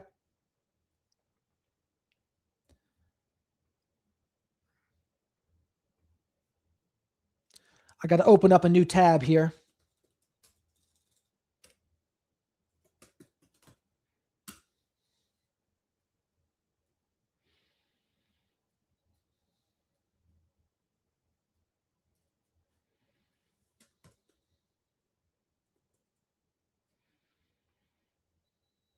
Narcissism.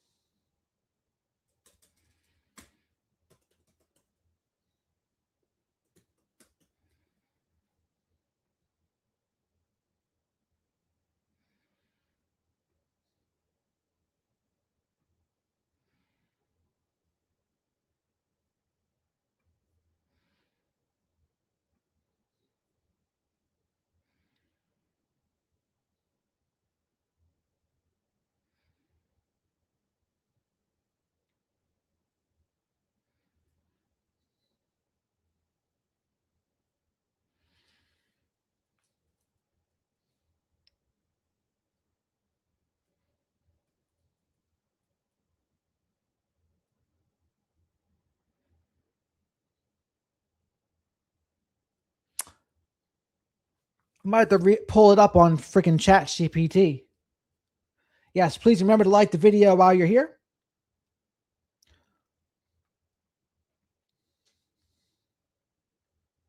Don McLean.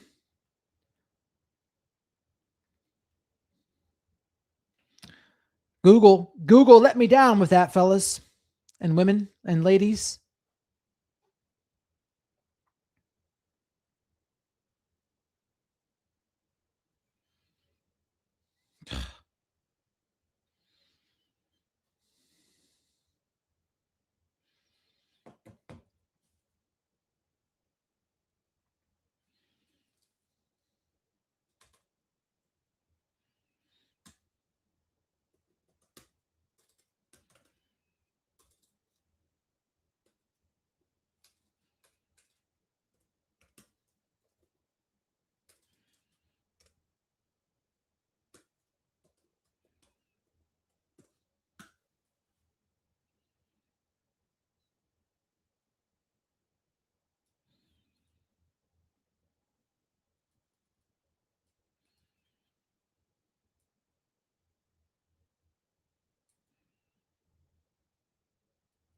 So it says the key themes. The persona. The song paints narcissism as a pride Pomona who is self-contained and hypnotizes admirers, suggesting the allure of narcissism.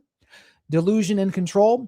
Lyrics focus on creating a reality free of external reality. No grudges, no crutches. Focusing entirely on the self's image. Isolation. Despite the allure, the character is depicted as separate, looking for peace of mind within her own construction.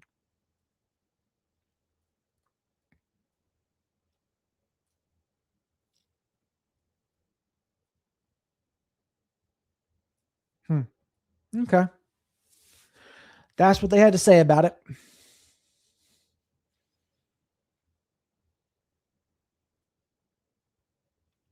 Don McLean, Narcissism. For some reason, it's very difficult to find the lyrics. I was only able to find the themes. By the way, chat, I'm still looking for the new cases to go over here. Shall we go over Brighton's video from today or no?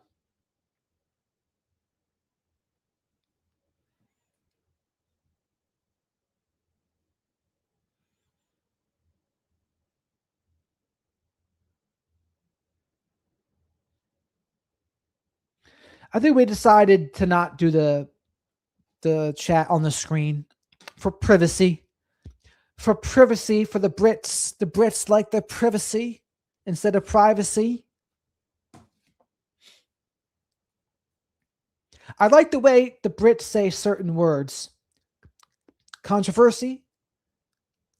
Controversy. What's the other one that I like to say? Cat, what are the Brit words? Remind me.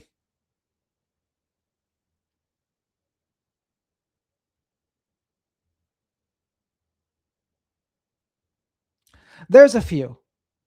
Governor, Hello, Governor. What is this, Mary Poppins? Oh my goodness. Cat's making threats. Cat, help! Cat's threatening me. If you put Megyn Kelly on, I won't post Gold Dust Woman. Oh. There's bullocks. What's the other one? There's a few British words. When the critical drinker says them, it reminds me of them.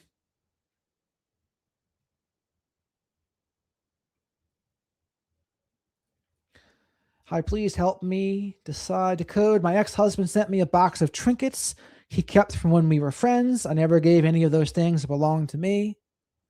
Made me spiral for a few days, to be honest. Sounds like a Hoover attempt.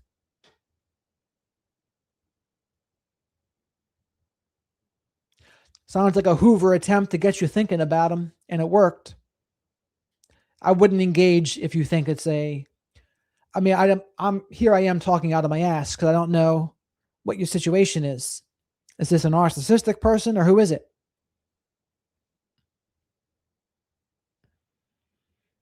Peter Pan. Thank you, Tim. Dr. Salerno does well with the lives. He can hold his own.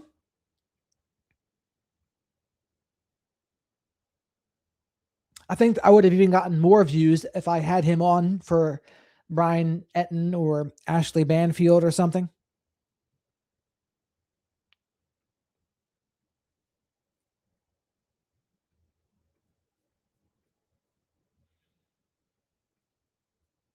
Let me tell you about a trial that started in Utah this week.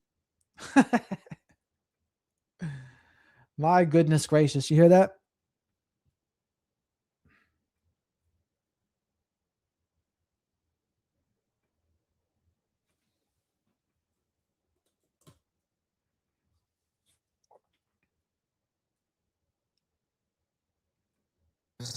I wonder why it always goes back to the 0.25 speed. Hey guys, thanks so much for checking out my show. I really appreciate it. Please click to subscribe. Really appreciate all of your support. Today is day 47 in the search for Nancy Guthrie.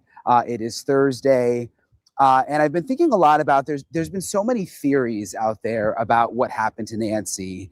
And it's interesting with Pima County Sheriff Chris Nanos, in his last interview he did, he said that they even have a theory that they've had for a while, but he wouldn't say what it was. There was some reporting weeks ago that the Sheriff's Department theory, the working theory, may have been a burglary gone wrong, though that's never been confirmed. And that's always a theory that I've had a hard time wrapping my mind around, because why would whoever did this take Nancy Guthrie away if this was just supposed to be a burglary? By the way, chat, I don't even want to know how many likes I have, but like the video from my spirit animal, Shadow the Night Owl and Swift the Fox. Leave your DNA on that like button. Likes are free. Spank that like button and subscribe to the channel if not already. And tonight's episode featured Dr. Salerno, author of The Nature and Nurture of Narcissism, Traumatic Cognitive Dissonance, and Cruelty by Nature, amongst others. Check him out, Dr. Salerno, on Instagram first and foremost. And thank you to all the support we got with all the super chats, etc. If something went wrong when they were in the house, why wouldn't they have just left and left Nancy there? I've never really been able to wrap my mind around that. And this episode is really interesting because it explains why this is likely not a burglary gone wrong and why this is likely a targeted abduction. Granted, we don't know. I mean, we don't know the circumstances, obviously. But in this episode, I'm going to lay out for you everything we do know.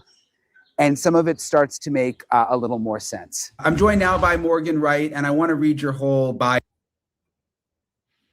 Karen says, do you think Dr. Salerno would like you blending this case with his interview? I mean, I don't know why he wouldn't like it. I mean, I can cut the interview and put it to the front.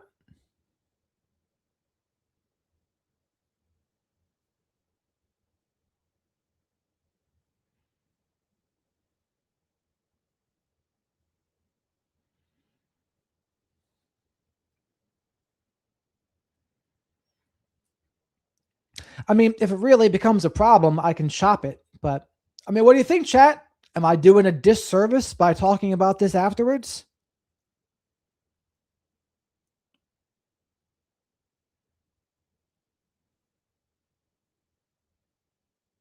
No, the cat ruined it for everybody. We're not going to talk about it.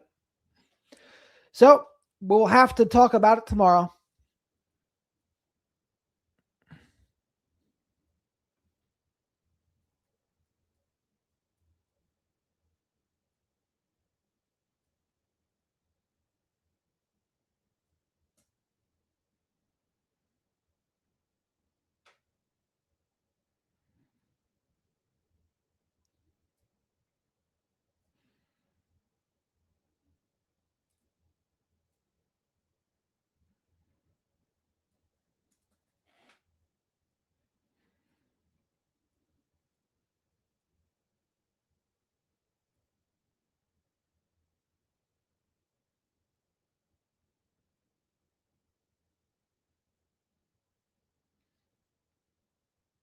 Now I'm going to stop this and then start it again as a new stream.